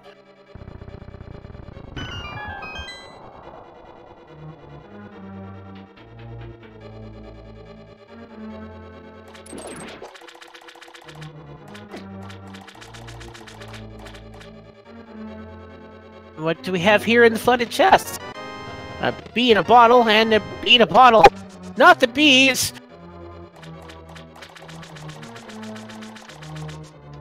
They're in my bottles! 2-for-1 special on bees. Be torpid, be proud. And a big 20.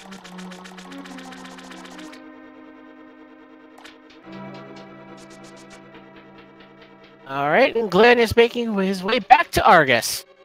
Everyone get ready for our slideshow. Today we will be featuring some frames of Argus, some frames of the menu.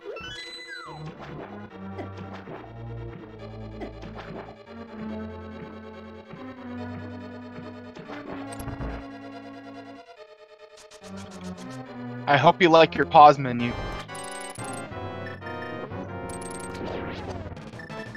And on this slide we have the hook shot. And on this slide we have the hammer. Hook shot, hammer. Really nice double setups from Glan there. He's definitely putting on a boss clinic today.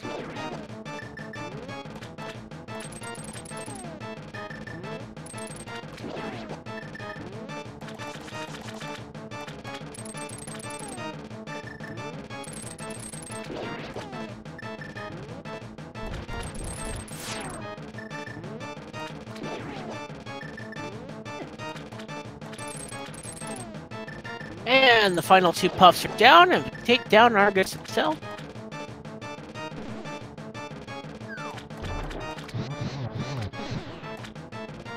Who almost gets the quick kill there, but takes it down on the next one, as Cube picks up his snow boots. And Glan picks up the red pendant.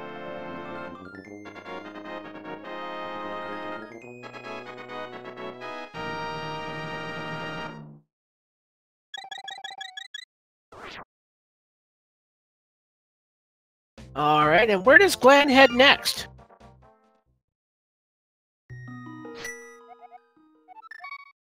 Turtle Rock? Turtle Rock. It's really the only place to go at this point. Absolutely, we've already seen what's on the left side.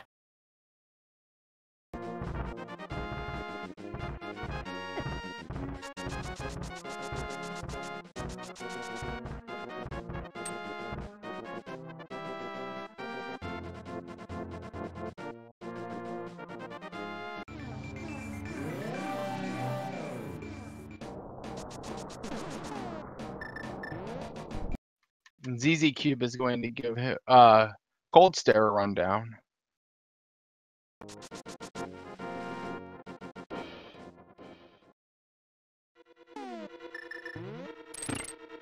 It looks. Sorry, go ahead. So with Glan, with his hammer in tow, is finally going to go take down that Moldorm. Yeah, this would be a triple dip for our runners.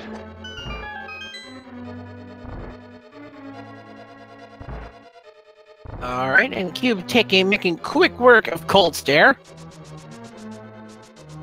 Picking up his heart container and his pendant of courage. still don't know what Sahasrara is trading for that medallion, but we'll find out soon, I hope.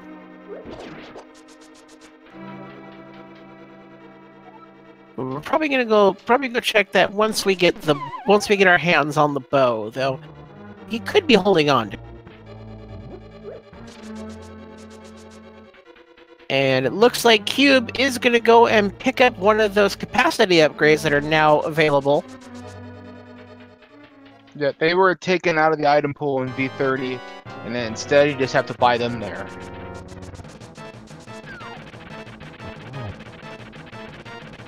Alright, as Glan hammers down his wiggly worm. Almost getting knocked loose. Yep, he hammers out his differences with Moldor. And it looks like Cube is heading his way to go see what Sahasrara's been holding on to this entire time.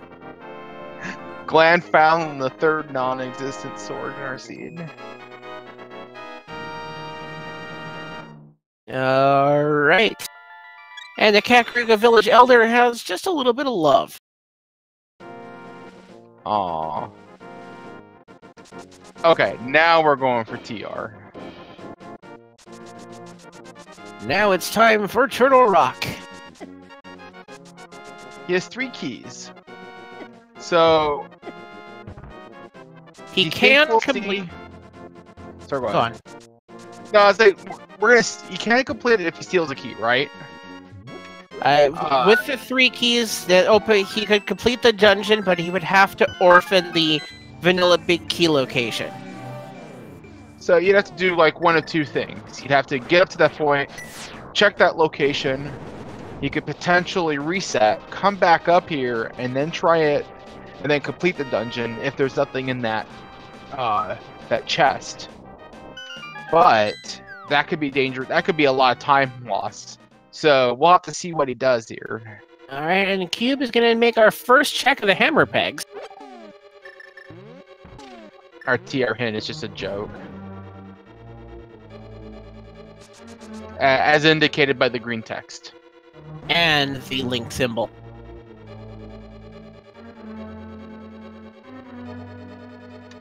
The link face is a nice touch. Alright, and there's this Desert Palace small key. Opens up those 2 chests on the right-hand side. It adds a little bit more value to go into desert, but without the big key, I don't see our runners going there yet. But it's nice, really nice to have that key. So we don't need it. Sorry, go ahead. Looks like Cube is going to go ahead and check that hammer-locked location in Thieves Town.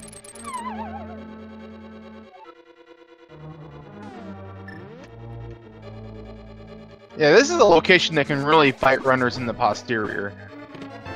And there we have the Book of Medora and another and that shield that was foretold upon in Turtle Rock. As we see the really nice cane dash from Glan.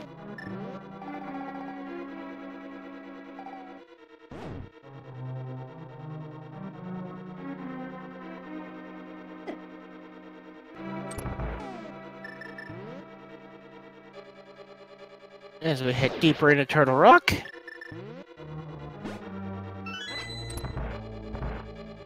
Alright, so what is hiding in that Thieves Town big chest as the chain chomps give him a little bit of a hassle? As they are wont to do. There's our last pod key. Alright, what is in the TT big chest? Some sticks. An unfortunate bit of time loss, putting Cube just a little bit further behind.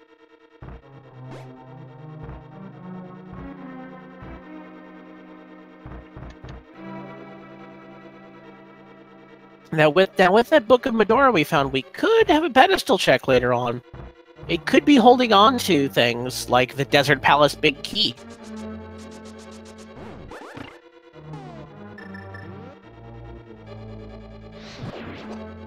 I think that would be the only thing that we could find at this point. At least that would be progression. Yeah. And he did steal the key. So we're not going to know what's in that chest yet.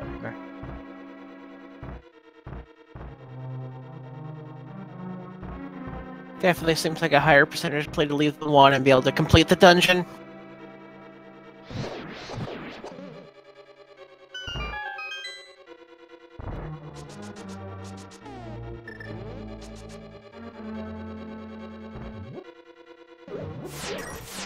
There's our Quake medallion. Everybody get your ducks in chat.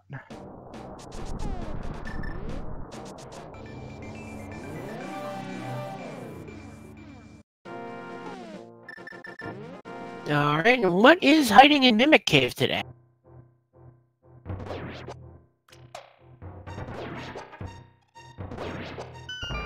It looks like Cube is going to finally check our boost lock locations.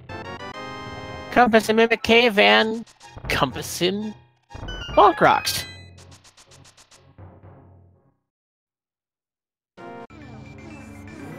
And to answer questions yet, yes, there is a key sanity mode for inverted. However, that is not included in this tournament. If inverted is selected, that is the only thing that could be there. And there's our Desert Palace big key. So I think we can potentially put the nail in the pedestal coffin. Yeah, pedestal is indeed dead. So that means really the only at-large item that we need right now, I think, is the bow. Or hold me out. What if it's silvers?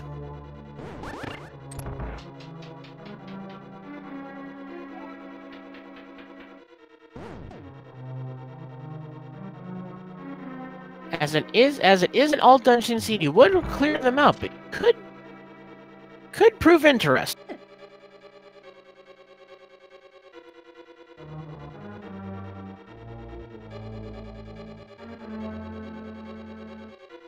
So what is in the rest of Desert Palace that Cube is checking through here? Yeah. What is this small key? Okay, because the big key's in Turtle Rock there, and the small key is 4 skullets. Lame. Just another little bit putting Cube just ever so slightly behind Glan as he goes in. There's our other castle tower small key. So right now, if we wanted to hold any hope for the pedestal, it would have to be the silver arrows. Misery Mire small key. Yeah. Alright, what's that last chest? What's the value bridge have for us today? Obnoxious to attain, it appears. A prediction still holds true.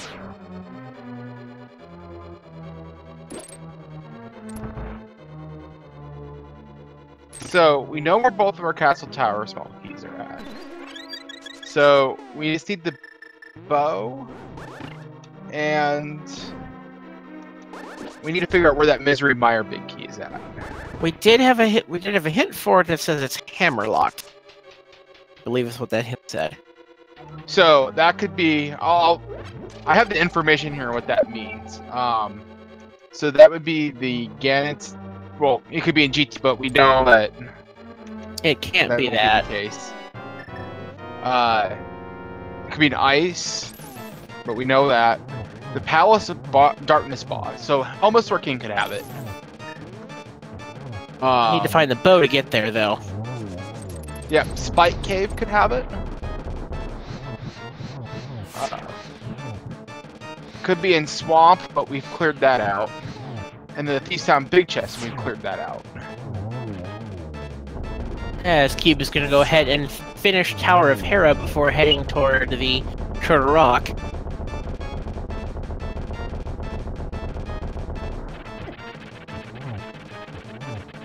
Yeah, we would need silver arrows, because hammer silverless isn't fun. I can only imagine. I would never attempt it myself. And there we have the bug net.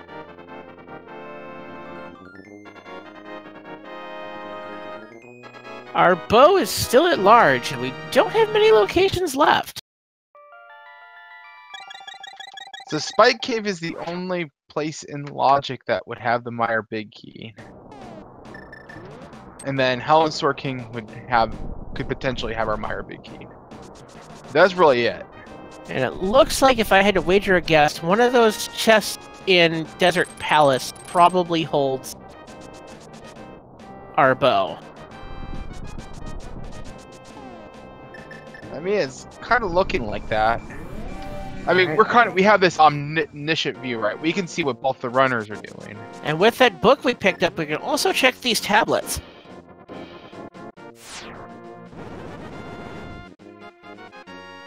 And Ether Tablet is a bottle of red goo. Oh yeah.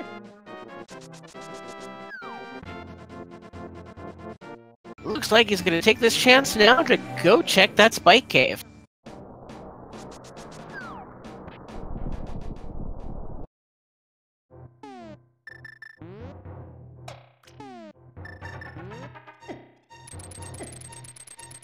All signs are pointing to this being the Misery Mire Big Key. As Q picks up another bomb upgrade.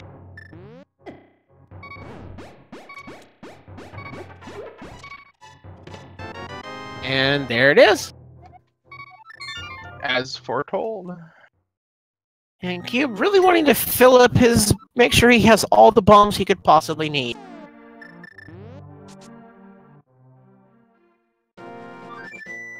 As he is gonna head toward Misery Mire.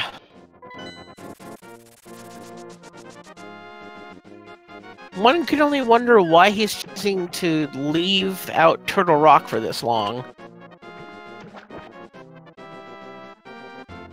Yeah, it is interesting because he has everything he needs to fully clear it without leaving anything behind.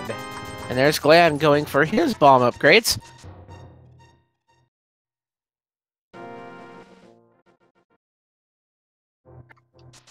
Yeah, we're probably going to see some bomb strats on Vitreous.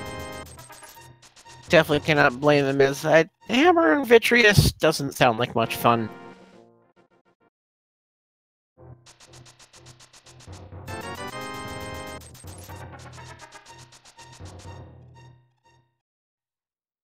Do you think he has the Mire Big Key? Did he get it? I can't remember. He has it. Again. Yeah.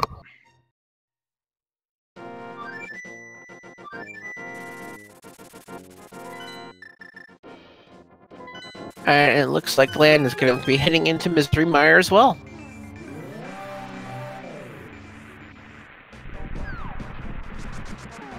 Oh, chat bringing up a good point. Cube is missing the Ether Medallion to get into Turtle Rock. Do you remember where that item was? I'm bad. I forgot. Oh, Yeah. it is the Palace of Darkness Dark Maze. It may take him quite a while to get back to that spot. Did he not hammer jump over to it? I don't think he's been inside Pod yet, actually.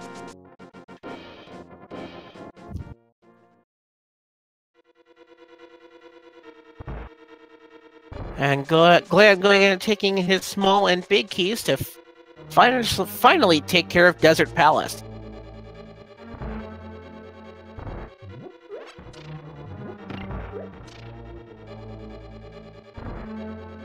So he did go into Pod, but I guess he decided not to go for the hammer jump.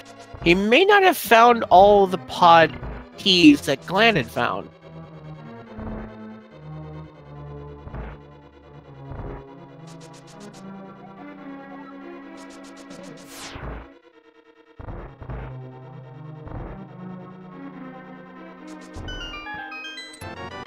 And then the small key we saw earlier was for Skullwoods.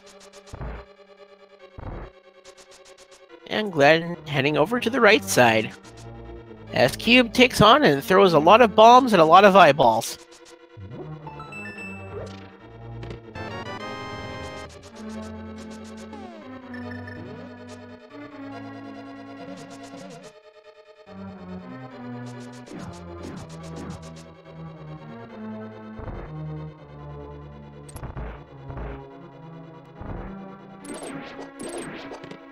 And there's the bow!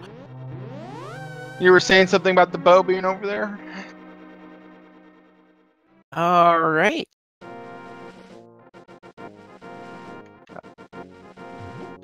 Glan is really like shaping up to really complete this seed really quickly, very soon.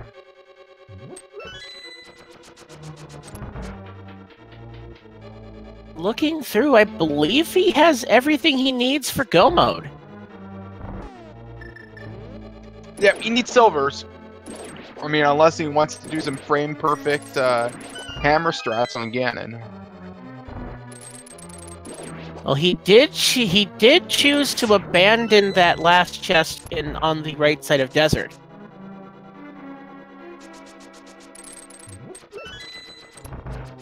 He might be gambling and hoping they're maybe somewhere else. I mean, there are 27 locations in Ganon's tower that they could be. Alright, Cube finishing up Vitreous. It's a well-earned victory there. And he picks up a crystal for his trouble. Alright, and Glan is heading into the Landmolus fight, likely using the Fire Eye with half magic. It should not give him much trouble, unless, of course, it's just a frame early.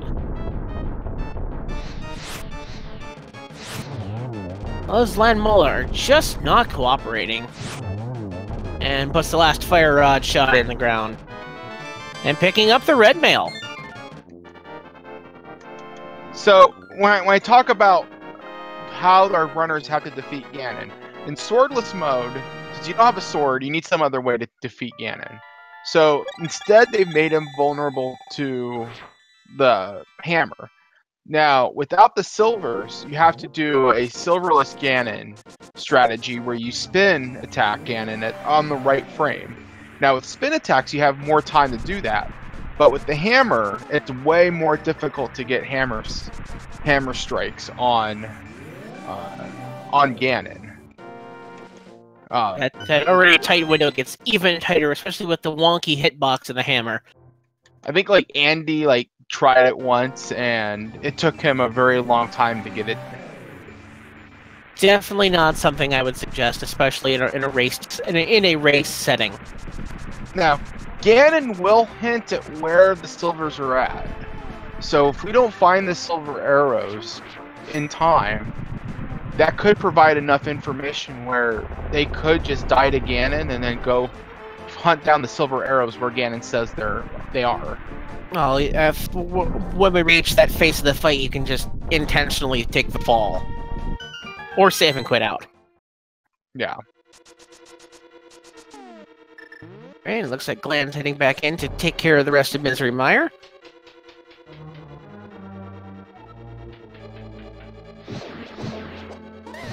Still on the hunt for those silvers, as Cube is making his way through Pod, and will find his Ether Medallion, though she'll point him into Turtle Rock.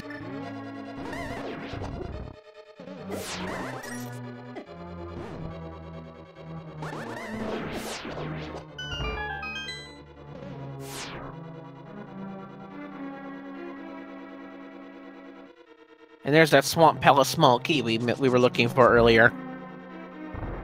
Looking at what we're seeing now, this is definitely Glan's race win.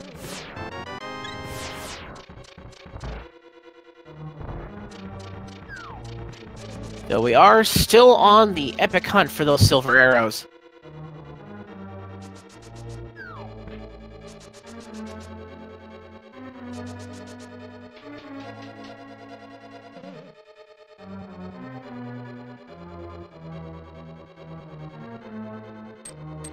I mean, Glan was checking chests in here. Alright, and there's the Ether Medallion for Cube, so he can head over to Turtle Rock.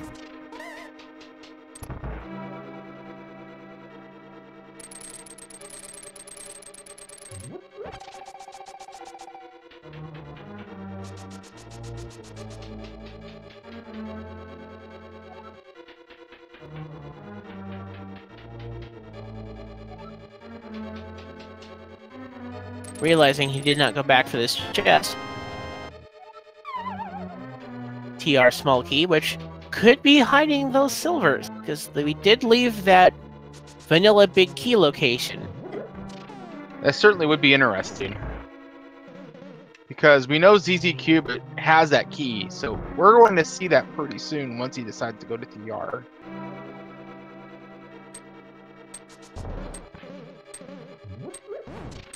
And it looks like Cube is deciding to start at Swamp Palace.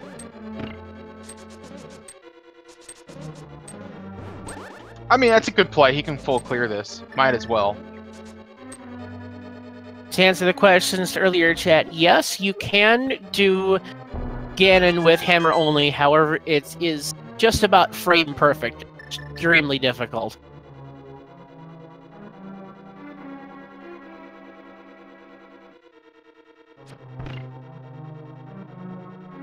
It's so hard. Not even the best runners in this tournament would probably do it. They would probably find the silvers, just because of the sheer amount of time it would take. You would have to be very, very confident in that, or feel like you are massive. Like, I couldn't see a situation where you would find that a viable option. Yeah, by the time you do that, you're gonna use Ganon's hint to figure out where those silvers are at.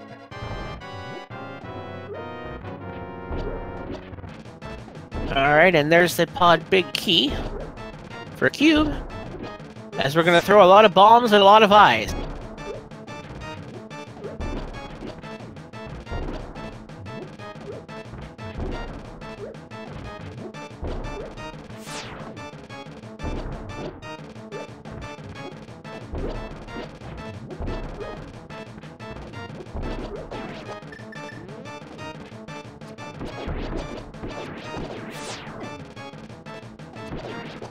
Alright, and choosing to switch to the arrows now.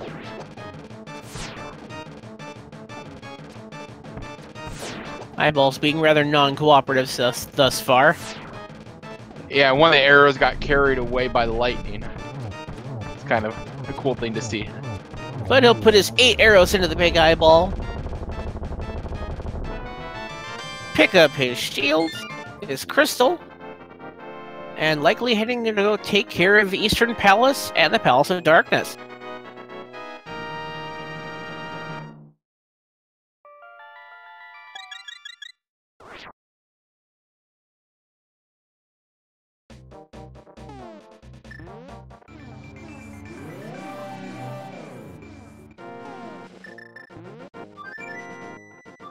Yeah, we should see a flute to 5. Going to 8.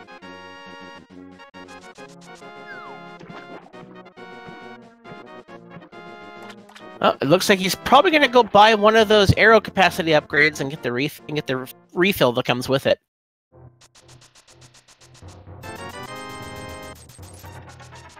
This kind of showing just how much more pressure Swordless puts on your bomb and arrow counts. That those actually become pretty attractive. And definitely a good display of game knowledge, knowing that buying those upgrades gives you the refill.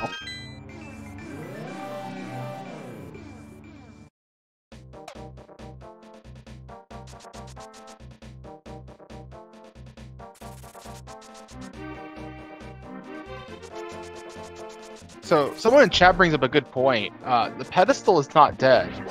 The silvers could be on the pedestal. I don't want to play what-if games here, but that is a what-if. I'm definitely saying that the silvers could quite literally be in any location.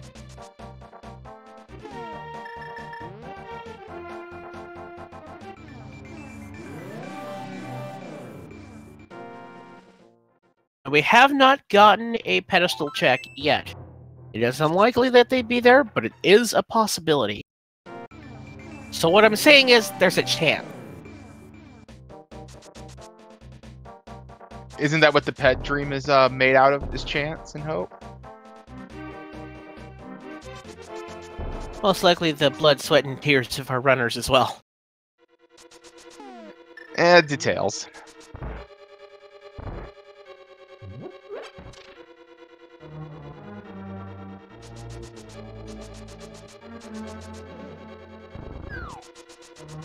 Definitely have all our keys here, so we're just looking for those silver arrows. Yeah, I'm certain at this point he's just gonna wait to get spoiled by Ganon. I don't think that he's gonna go out his way for anything. If Ganon tells him he has to go back into GT, he'll do it. I think he'll just probably skip his way to the top. Definitely interesting to see if that would be more of a meta gameplay.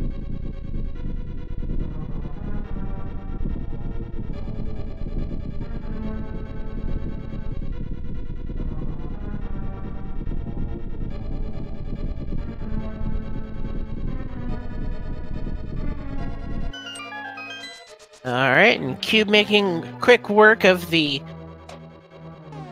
frame side and choosing to use the ice run on Argus, something you don't always see.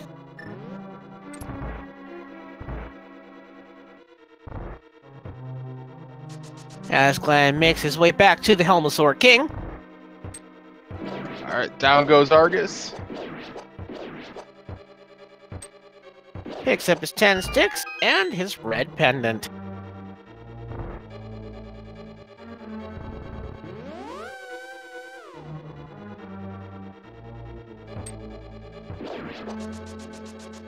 Alright, and it's time to go visit the Helmosaur King. 17 strikes with the hammer, and we'll take off the mask.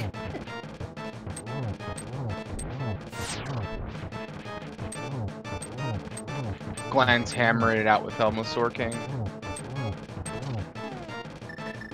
And it looks like he's gonna go ahead and fire those arrows. And down goes Helmosaur.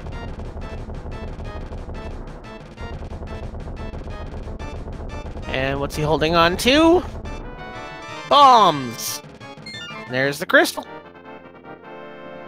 And likely the next play will be to mirror and take care of Eastern Palace, and then we'll be heading up to Ganon's Tower. Is Cube going back into pod? He did pick up the big key. But no bow yet. Has he checked the bow-locked side? It wouldn't be in logic. Interesting. To answer the question, set the bow was in Desert Palace on the right side. And that key is in rock. That was big, sure.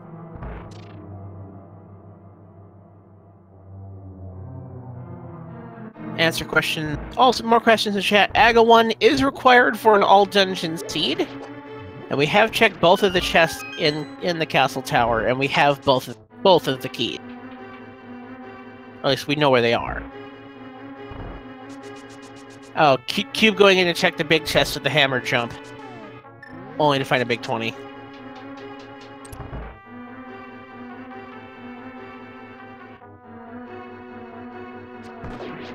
Alright, Cube, you know where you need to go.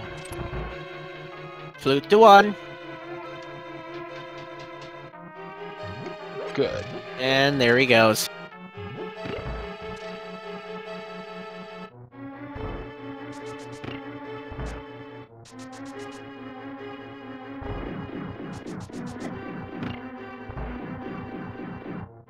Alright, as Glan makes his way back to the Armos Knights, should not give him too much hassle.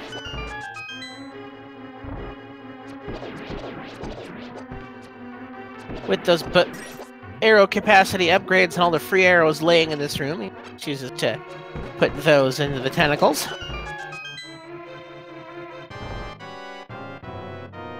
Alright, we should see a quick and easy, really nice quick kill from Glan here. Not quite the NMG, but excellent nonetheless. There's the heart piece and our final pendant.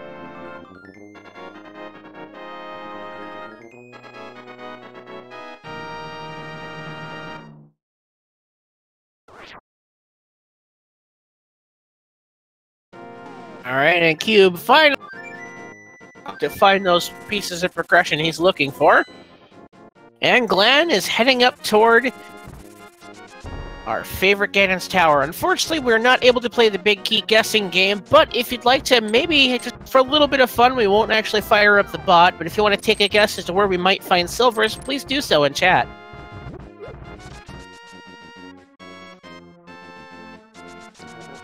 I personally think that he's going to go straight up Ganon's Tower. I don't think that he is going to clear much of it.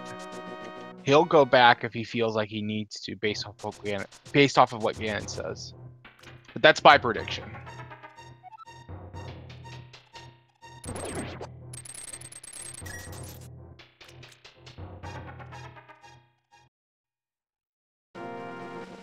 And chat bringing up a good point. If we don't find silvers, the best place that would keep Cube in contention is if they're in the vanilla big key chest of Turtle Rock, the one of the locations that Glan orphaned. And we know it's not on left side swamp.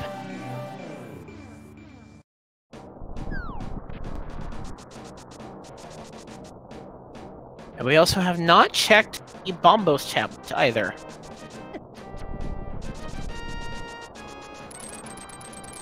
Now ZzCube has his right shield. Glan would have that too, but he left the first shield in the mushroom spot.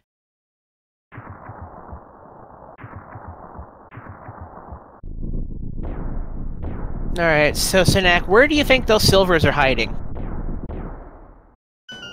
I don't think they're in GT.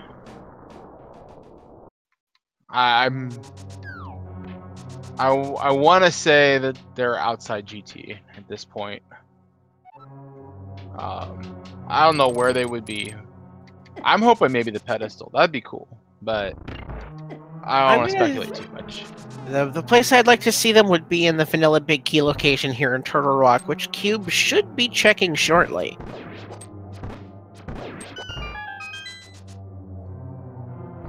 Yeah, Glan's doing what I thought he would do here. It really makes sense. If Ganon says that they're in Ganon's Tower, he'll just go back over here and he'll just search GT for him. We'll probably check the chests on the upper part of GT, just so he doesn't have to go back to them and they're along the way. But I wouldn't expect anything more than that without more info. And just 50 rupees in the vanilla big key location in Turtle Rock. Alright, so that's out of the picture. Desert Palace, big key chest, Bombos tablet.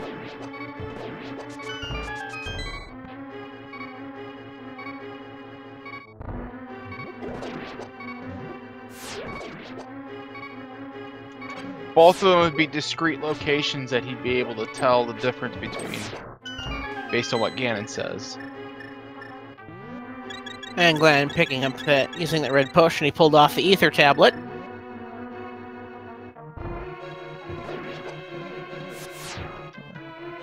Gauntlet is always more fun without a sword. Magic Bat has been checked.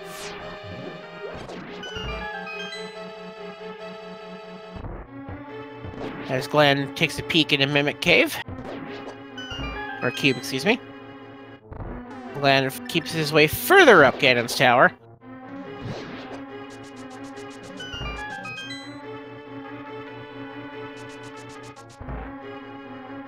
And here comes land mode 2.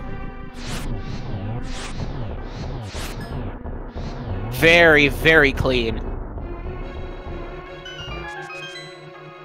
This is definitely Glan's night for boss fights.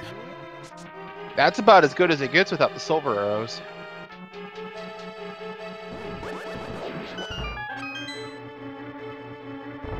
And Cube yes, chat, the purple chest has been checked. So Cube found the desert big key as he's working his way through Turtle Rock. Should hopefully head there next and pick up his bow.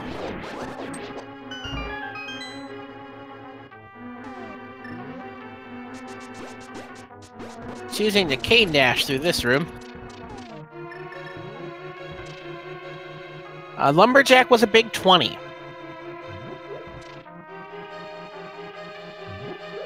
you know, think about it, there isn't very many locations outside GT where that silvers could be. Definitely the most out of the way would be the Desert Palace.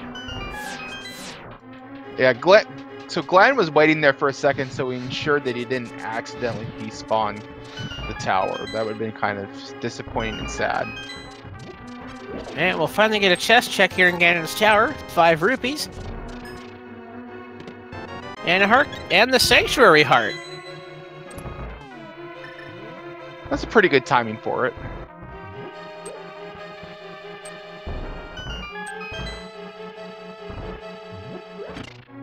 No, it's just an item, or just a room before the refill. Thanks for powder, and here comes Moldorm 2. Ooh. And It gets happens. knocked into the spikes. Yeah, it happens.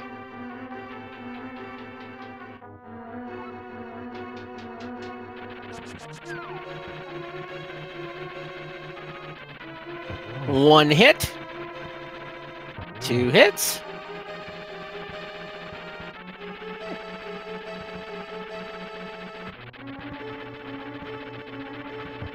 And 3. Down goes Moldorm. The hammer has the worst hitbox. And Cube heads into his Trinex fight. And 20 rupees from Moldorm's final possessions.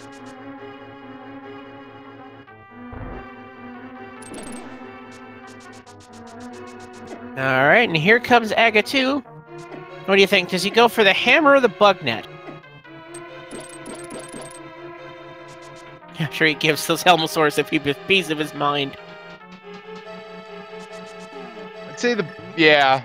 I mean, you could swing the bug net. It's actually easier to use the bug net, I think, than the hammer. That's by personal experience, at least. I wouldn't know myself. I've never tried swordless. I've done a couple. They're something special. I can hardly handle it with swords.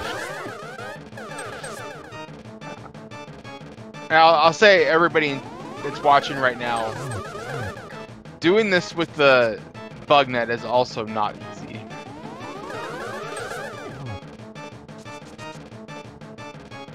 The timing is just as exact as the hammer, but the hitbox is a little more reliable. And down goes Aga. So let's see if he decides to dive in and ask Ganon where he's been hiding his silver arrows.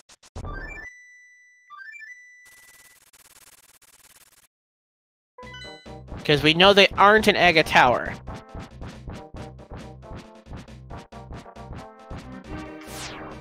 I mean, he has to do Aga Tower anyway, so yeah, he's probably just gonna do it anyway. Yeah, he'll just do Aga Tower. And capes under the lightning barrier.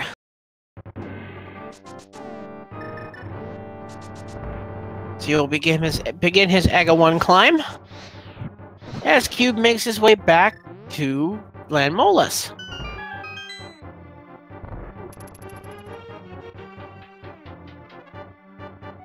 Oh, and chat bringing up a good point. You actually have to complete all the objectives before you can do damage to Ganon. So he has to take care of this before he can ask Ganon where the silvers are. Because otherwise, if you don't, he'll just taunt you for not having completed all the dungeons.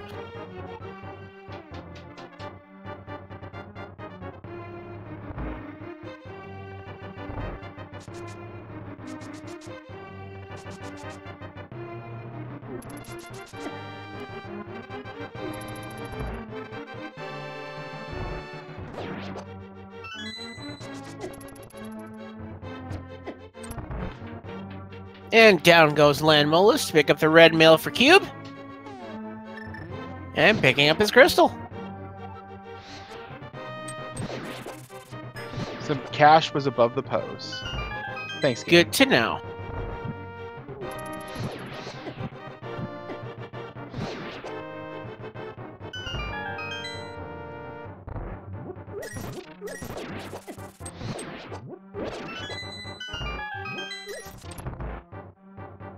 Alright, and keep going to check that right side of Desert Palace.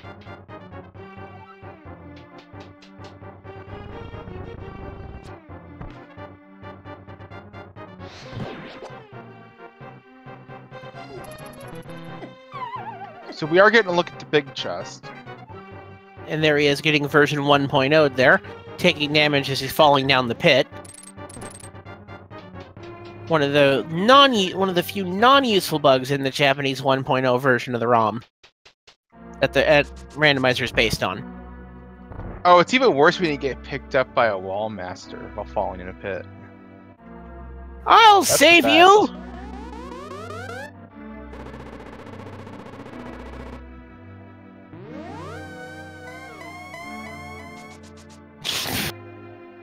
So, I think we're going to see another swag net.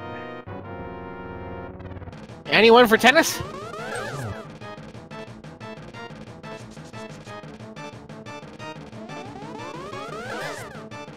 There's our first blue ball. How many more do you think we're gonna see? Maybe 2?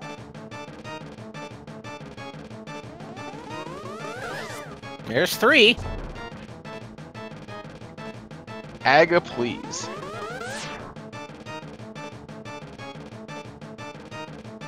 Here comes our guaranteed reflectable.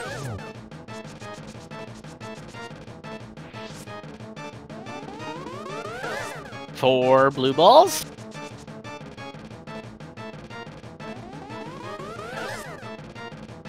Five.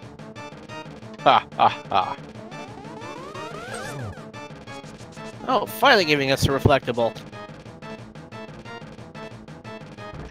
He's showing his displeasure right now.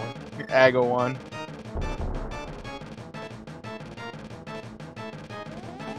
Cannot blame them at all.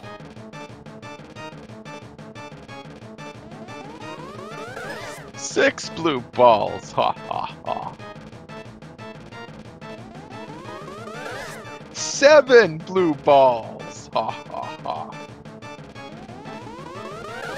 8! Alright, I'm done now. So, at least ZzZCube will have to deal with this same level of insanity from Aga 1. I was gonna say, it would give Cube a chance to catch up if it wasn't for the fact that the first fight is RNG locked for both runners. And finally, down goes Aga 1, as Glan will dip himself into the big pig to decide whether he wants to take the hint or just go for the silverless fight. Good to know, Ganon. Definitely asking us the deeper questions. Have to enjoy that hammer setup there. So this is exclusive to swordless mode. In the modes where you have swords, you won't be able to damage Ganon with the hammer. This is exclusively a swordless. Definitely looks like it feels nice. That's actually a really beautiful phase 1. Alright, as we head into phase 2, a lot of the third phase is a lot of teleporting. Alright, Ganon, where have you been hiding your silver arrows this entire time? Alright. And we're headed to GT. Alright, so we do know that they're in fact in GT. I mean, to be fair, like, in my defense, they could have been not in GT. Bombos tablet still laid unchecked.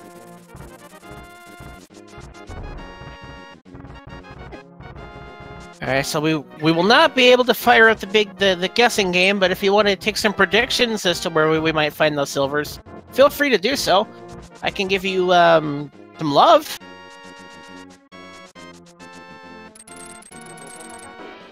And to note, there are 23 locations left, or well, 22 locations. It cannot be in the big chest. I think I'm gonna go for my old standby, and that's me Bob's chest. 17 definitely speaks to me. Alright, it looks like Cube is having a chat with Helmslor King. He's being a bit blunt with him. I was thinking of the wrong item. Yes, the silvers could be in the big key chest. Or the big chest. For some reason I had that big key in my mind. It's like I wish we could play the game. And down goes Helmslor.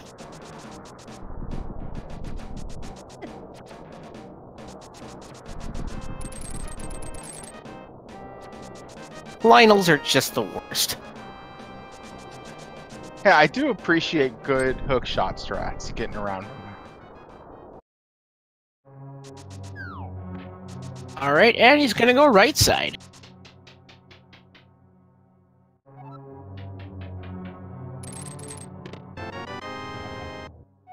Eastern Palace map. 20 rupees. We're gonna head to the left.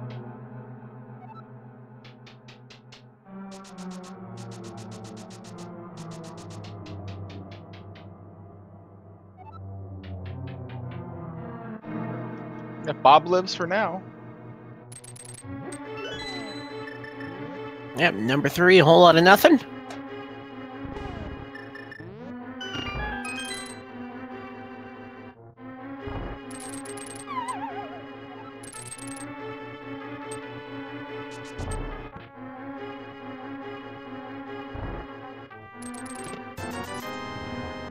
For 20 rupees, 5 blue bombs,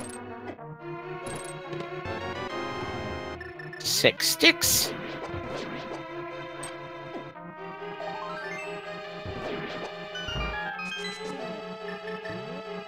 Alright, we're continuing on.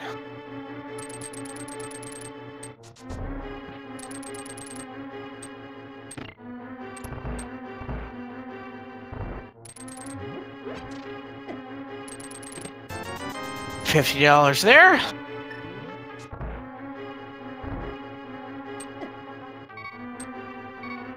Getting a little low on hearts.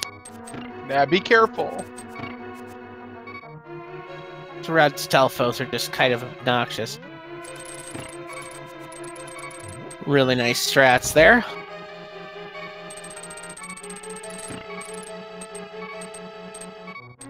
Doesn't quite get the vulnerability iframes there.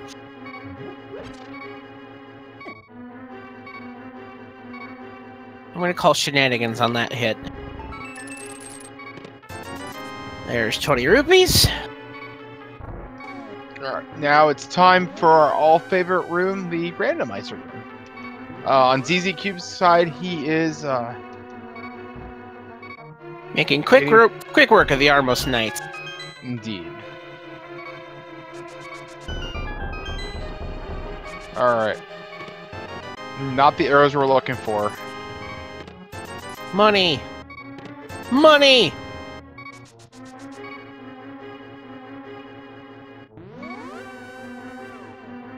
Now, if only it had been all 20s, I may have wanted to call that the ATM room.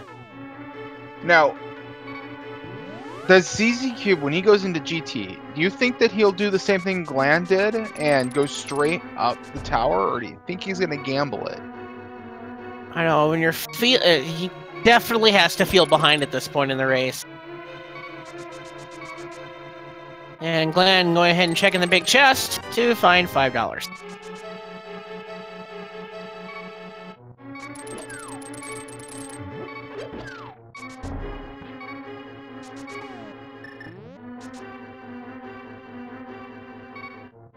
How you doing, Bob?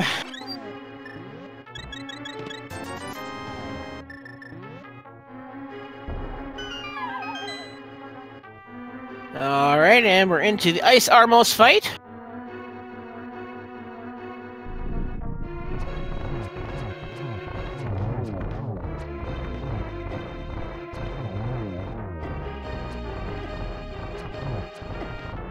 Being bullied around a little bit.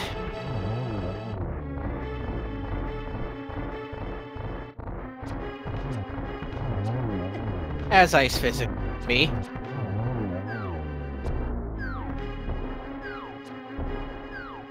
Ice physics can be stupid sometimes. And hitbox. Yeah, there you go. Continuing on. Bombs, 300 rupees, and a piece of heart. We're on to the right side. So we have 5 more locations. Tile room, and then the 4 more chests on the right side of GT.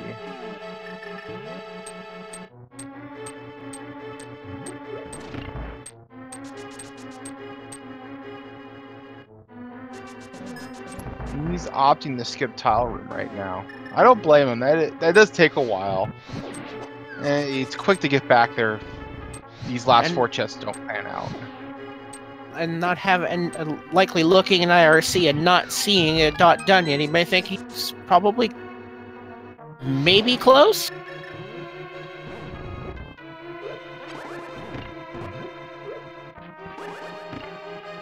It's really hard to say how you'd feel in Glan's position.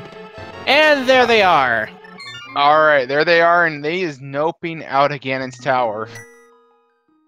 Alright, as he's in the Dark World, he'll just teleport straight to the pyramid and drop in and visit Ganon the second time.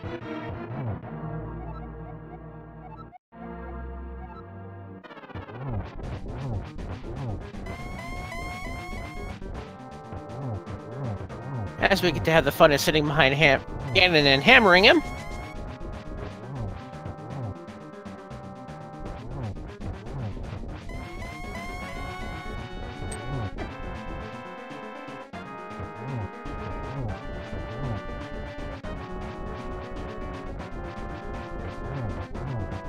Going in and making use of that ability to get behind Ganon there. Some fancy footwork. And it looks like Cube has decided to clear through Ganon's tower. And will be going full left when they're unfortunately on the right. And Glan needs to be careful, he's getting low on health. But he is into the final phase. I think he still has a potion left.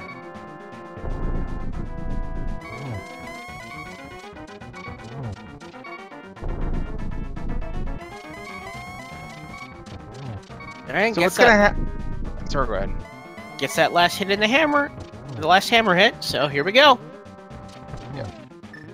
So when he's struck by the hammer, he's going to react as if he was hit with the temper sword hit.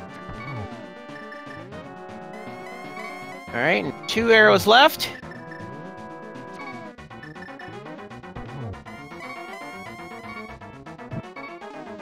Did get to pick up that torch glitch. Gonna set himself up to get that final hit on Ganon. Switches over, and there's our final silver arrow. All that's left is to cross the bridge.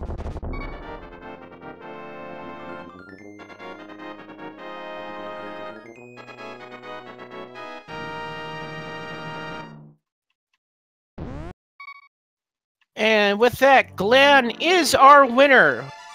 Glan has finished with an official SRL time of 2 hours, 23 minutes, and 31 seconds. Get your GGs in chat.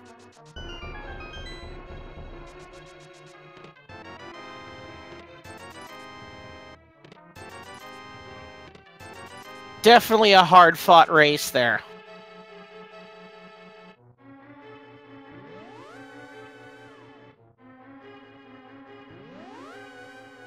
As ZzCube will make his way further up Ganon's tower, trying to find those silvers.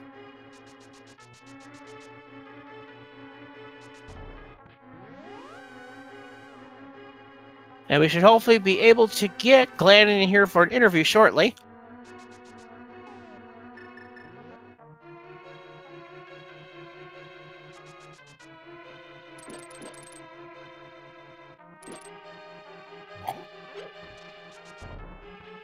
So, Sinak, what are your thoughts on that seed after seeing the end of Glan's race? I mean, I suppose it could have been worse or better. I mean, that's really his key sanity for you, especially swordless, where now you just have one more item that can just hold you up from being able to go mode the seed. It's definitely interesting to see the hammer come in so late into this swordless seed, as we are now joined by Glan. Hello. GG, Glan. GG. All right, so first off, what are your thoughts on that seed? That was It exists. I made this happen.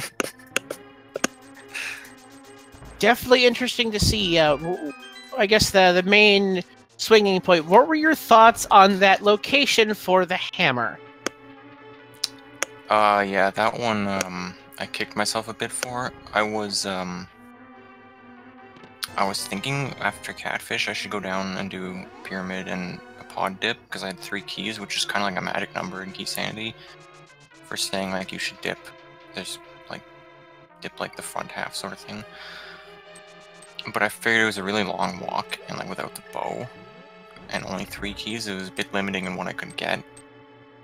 Like, kind of just as limiting as what I would get in, Hammerless Ice Palace, except Ice has a chance to give me the boots. So I decided to just go for that instead.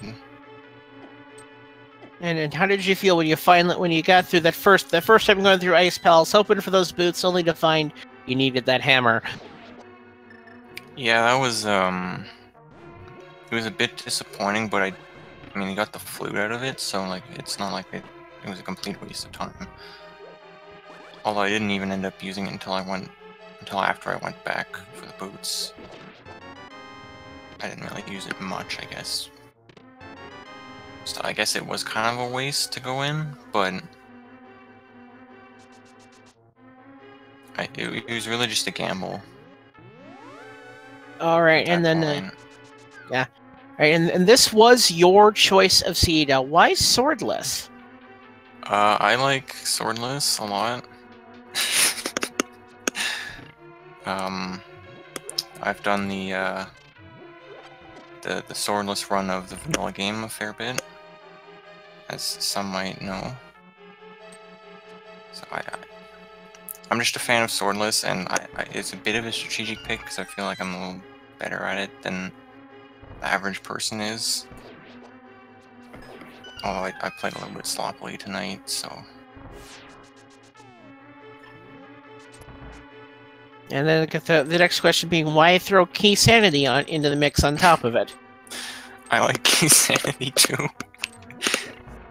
I mean, definitely a viable reason. It's a bit of a max pain, but like I kind of like it. I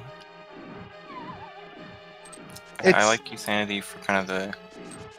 It makes it more of an efficiency game, like just, you know, do everything as efficiently as you can, whereas like, where that's still like an important thing in non-Key Sanity, like you end up getting kind of the mind games, especially without all dungeons too, like, you know, you don't want to dependent dungeons, you don't want to go here, you don't want to go here, but you still have to try to be efficient at the same time. I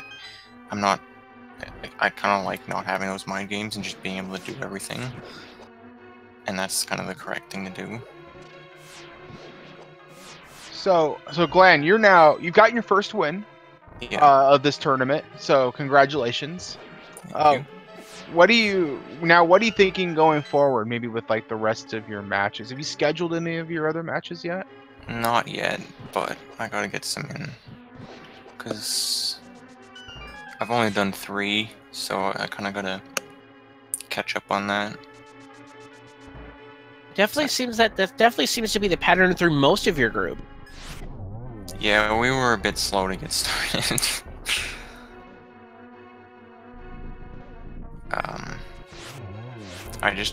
I couldn't play the first week because I was too busy with other stuff. I mean, it is kind of a strength though of the format of this tournament, right? That you're not like locked to, like with Swiss, you're like locked to playing one match every week. You can have a bit more flexibility there. Yeah, and like one match would be kind of manageable, but it is more of a relief to just not have to do that if I don't have the time. Alright, so I'm looking at your group. Is there anyone you are not looking forward to facing off with? Fry me. Pretty much. I don't know what the random mode's gonna... we played 2 games already, so the third one's gonna be the random settings. I'm not really sure what that's gonna bring, but he's probably still gonna win, because he's just better than me. All right, so looking at that random setting for that third match, what would be the thing you would veto from that? I kind of joked a little bit leading up to the tournament that I would be vetoing defeat Ganon. But I'm not sure what I would do. Maybe standard or something? I'm not really a fan of standard. But Kind of definitely forces that that's just that first 6 minutes of, okay, well, we're definitely doing the same thing. yeah, and the bomb farming, especially when you get a weapon like Fire Rod or something to start with, or Burna, it's like you can't even really farm bombs. And it seems to give way too much of a luck advantage early on. I don't really like that.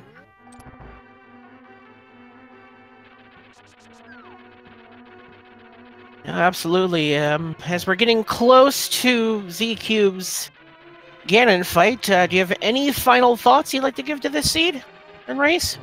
I appreciated the 2 bees in Swamp Palace. I hope chat did too, because that was pretty funny. I certainly enjoyed it. The 2-for-1 B-Torp. Yeah, double VTorp per VTorp. Not the bees, not like this. And this seed was actually, it had a lot of really useful hints in it, like a lot more than usual. I really liked that. It added a lot of, it made it much better to, like, I was able to do much more educated guesses and routing and stuff. Like, knowing that the Mire Big Key required the hammer, I'm like, okay, so now I can just do Ice, Swamp, Turtle Rock, and like, those are places that totally require the hammer. At least what I had left of Ice. So like, I was very likely that I'm going to find the Mire Big Key in checking those. As you keep having a little bit of difficulty with the Agatu fight. It definitely, along with those useful hints, were the barrage of, hey, do you know where the Ganon's Tower Big Key is? Yeah, it was a little extreme. I don't think it's that hard to find the Ganon's Tower Big Key in Key Sanity. There is, one guaranteed hit, but when we got to the 3rd or 4th, it got to be a little excessive. Yeah. And there were even, there were 2 or 3 hints for the Hera basement, I think just 2. Interesting to see useful hints and quite a bit of redundancy, which I have not seen before. Yeah. Well, I think that's about all I've got for you, unless Sinak has something else. Not this time. I look forward to seeing the rest of your matches. Yeah, I'm kind of looking forward to them. I'm not sure if I'm going to pick these same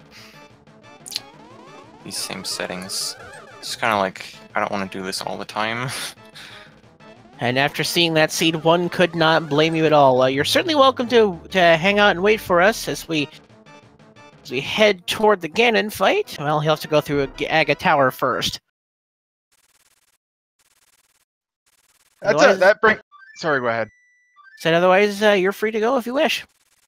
I did have one more question for Glan. Yeah. So I really liked your play with just going to Ganon and then figuring out getting that hint instead of just blindly clearing out GT. Is that just because you're just hoping that maybe it was somewhere else and then you wouldn't be wasting all that time in GT? Yeah, Is that kind of what was going on I there? figured like GT is a really large time investment to clear the basement. It's like 5 minutes or something for a full clear. Even though like I don't want to say it's most likely in there because of the junk pre-fill, but like there's a pretty good chance it was there versus Mire or like a handful of overworld and like dungeon chests that I left behind, like Thieves' Big chest. I just feel like I don't really want to clear the basement and have it be empty. Like it's just a waste of time. No, absolutely. And I guess I did have one more question. That moth fight was absolutely amazing. That was really stressful. We were on the edge of our seats, and I think Bungie wasn't even in his seat. I was, oh boy. Yeah, like as soon as I saved and quit from the post shop, I was like immediately kicking myself that I didn't buy a blue. I just bought a green, and then I kept getting like beaten up on the way back there. It's kind of stressful. No, Hey, but it worked out. Yeah, we'll definitely say your boss. Yeah, that was a really good fight. A lot of your boss execution was extremely clean. Yeah, the Vidi fight was kind of interesting too. That was about as clean as it can get. Yeah, I actually really like the change to capacity upgrades for that, because it's like, if I need them, I know where they are, and they have the advantage of like filling me up to max at the same time. And so like after Vitreous, I was able to get arrows just to refill them. Yeah, that was definitely a great move I saw, or I called out on.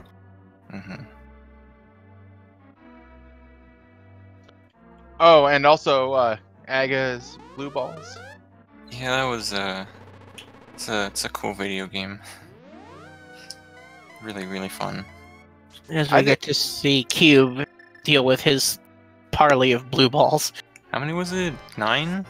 Is it 8? I think I counted. 8 or 9. Yeah. Oh, we're about to find out again. Yeah, it's the most I've had in a little while, but I generally get pretty bad luck on Aga.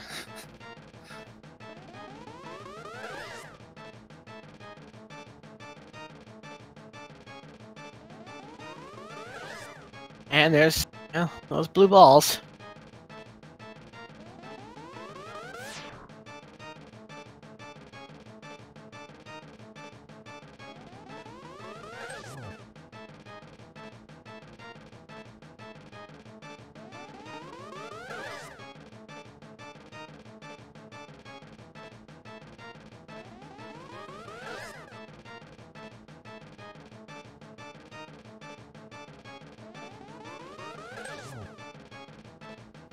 Yeah, it's like 5 or 6. I lost count already. Oh, I should have been counting. It was definitely more than 7.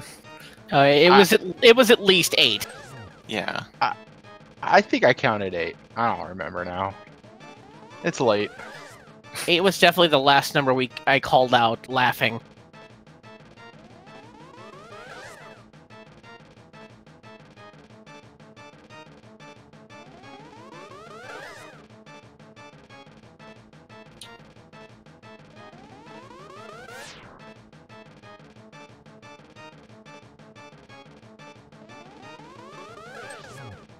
So the other thing that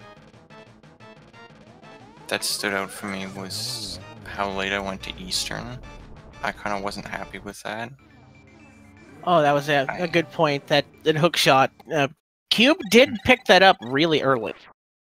Yeah, I figured that there'd be something in the big chest. I was thinking it would be like the pearl when I started heading over there. And then I got the pearl from ZzZCube, and I was just like, whatever, I'm gonna go somewhere else.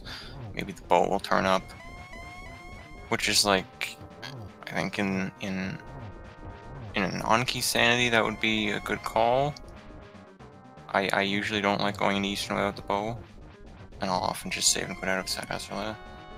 But I think in all dungeons key sanity, I should have just gone there to be efficient. Definitely not the worst play. Sorry. And with an early Eastern big key like that, that's a pretty big tell that the big chest could have something. And a huge thank you to our tracker who did say it was 8 blue balls, 3, 2, 3, and 0.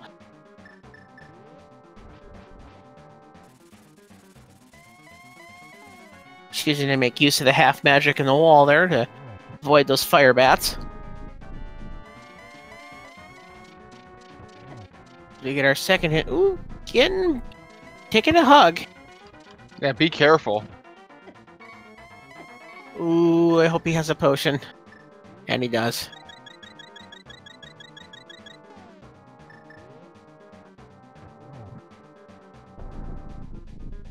Yeah, definitely the hammer cannon fight, not always the kindest.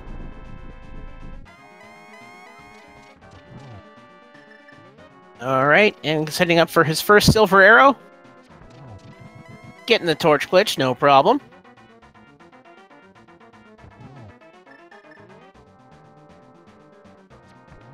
silver number 2.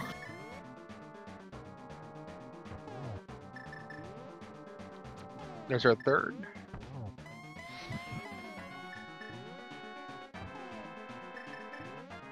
Doesn't quite get the hammer hitbox. Because hammer. And there's silver number 4. Alright, we'll have his SRL time here in just a second. As the fanfare plays, please give your GGs to Cube in chat. Alright, and ZzZCube has finished this race in second place with an official SRL time of 2 hours, 40 minutes, 51 seconds. And a really great fight from ZzCube. Good race, GG.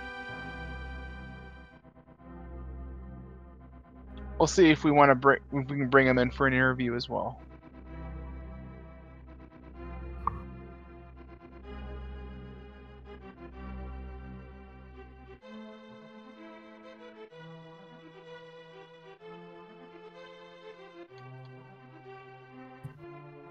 Alright, and we are welcomed by ZzZCube. GG. GG. Yes, a great race from you, Cube. Your first thoughts after that seed? Look, I'm not saying I didn't screw this one up bad because I did, but I am saying there's an enormous business opportunity being missed here. Man. Somebody needs to open a hammer store in Hyrule. Absolutely. I guess that segues into my first question. What did you think of that hammer location? I mean, I don't think I should have gone to bot earlier than I did, so I have no regrets there, but it did suck. No, absolutely. Yeah, I don't know. I couldn't have routed this a whole lot worse if I was trying to, which is too bad because I think for the most part I played well enough to win. You know, the execution was definitely there. It's just one of those things where that one decision leads to just the series of the wrong calls over and over. To a spiral that leads to not the direction you go to, but it was still a hard-fought race. You definitely had the advantage in the early game with that. Glan did not choose to go to Eastern Palace, so that opened up the hookshot fairly early for you. Yeah, that hookshot kind of got me into some trouble, actually. But it's still better than not finding it, I guess.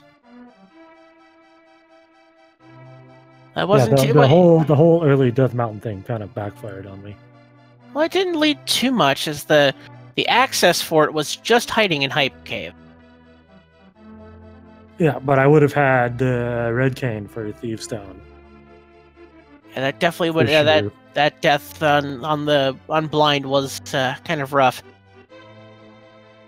I don't even know if you can actually do that. I've been told you can, so I thought, what the hell, I'll just try it, right? There's no reason not to. I have done it myself, so it is possible. It's just you have to be really careful with that magic. I almost had it too. It lagged in the second phase there, but I mean, I guess it doesn't matter. Yeah, it's always the difficulty with the Cane of Burnout with the lag it creates in the room.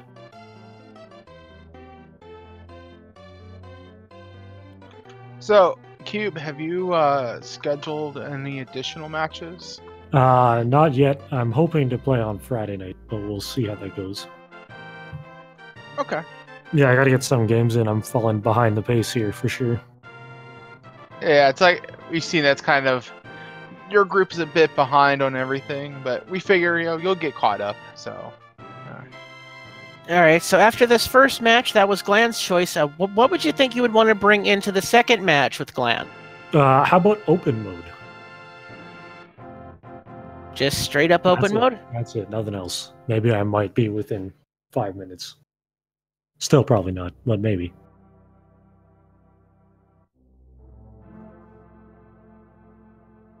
Oh, and a couple of questions, the fun questions. What did you think of the hints in this seed?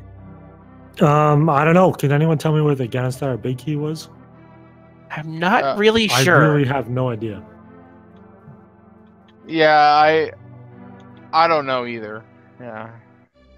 It's kind of got wiped up from my brain.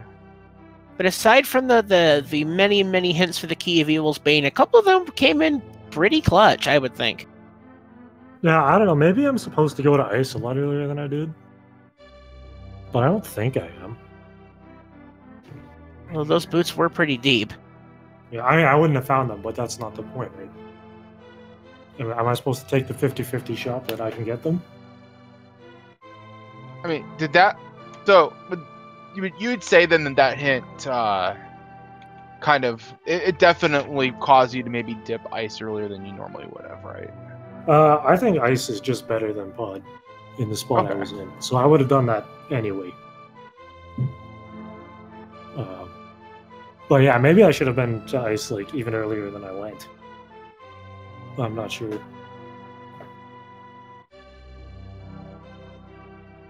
All right. Well, you have any other questions for our runner there, Synak?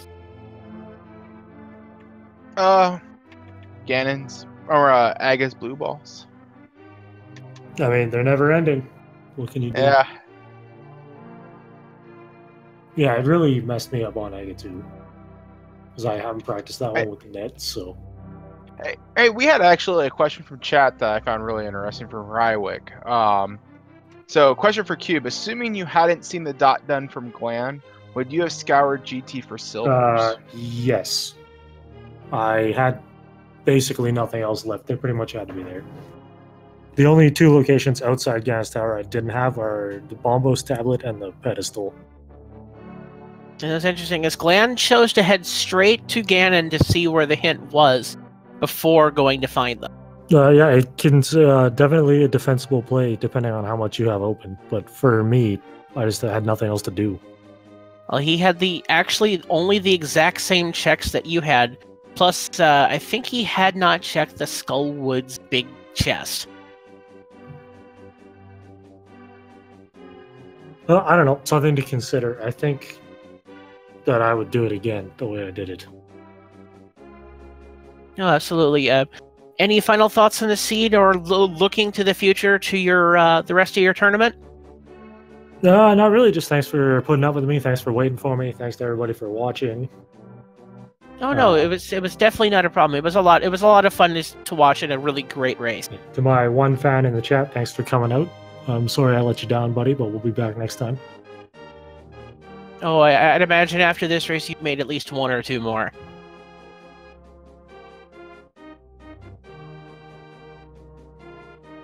All right, so you're heading free to take off. Synak, any final thoughts as we get ready to sign off for the evening? I'd just like to just shout out a few things. One, I'd like to shout out our tracker, Vince Easter. Key sanity is really hard to keep track of. Also, again, our two runners, thank you both for putting on a good show for us. Everybody should follow the Speed Gaming channel networks. We have Speed Gaming 2, 3, 4, 5, and 6. There is stuff always happening in all those channels. So you should give them all a follow. Same thing with the a link to the past the ALTTP Randomizer channels. There's ALTTP Randomizer and ALTTP Randomizer 2 through 5. Give those a follow as well. That way, when there's a match that happens, you will know about it, and you'll be able to hop right in and enjoy it with us. Anything else from you, Bungie? Absolutely, and it looks like there is a large docket of races on the Speed Gaming networks tomorrow. If you want to look at speedgaming.org/schedule, you can take a look at all the fun speed gaming things that are going on. I'd like to give a huge thank you to my co-commentator Synak and of course Vince Easter, doing a great job keeping track of this key sanity. I am Bungie to the tree, and I wish you a great night. GG. GG, good night.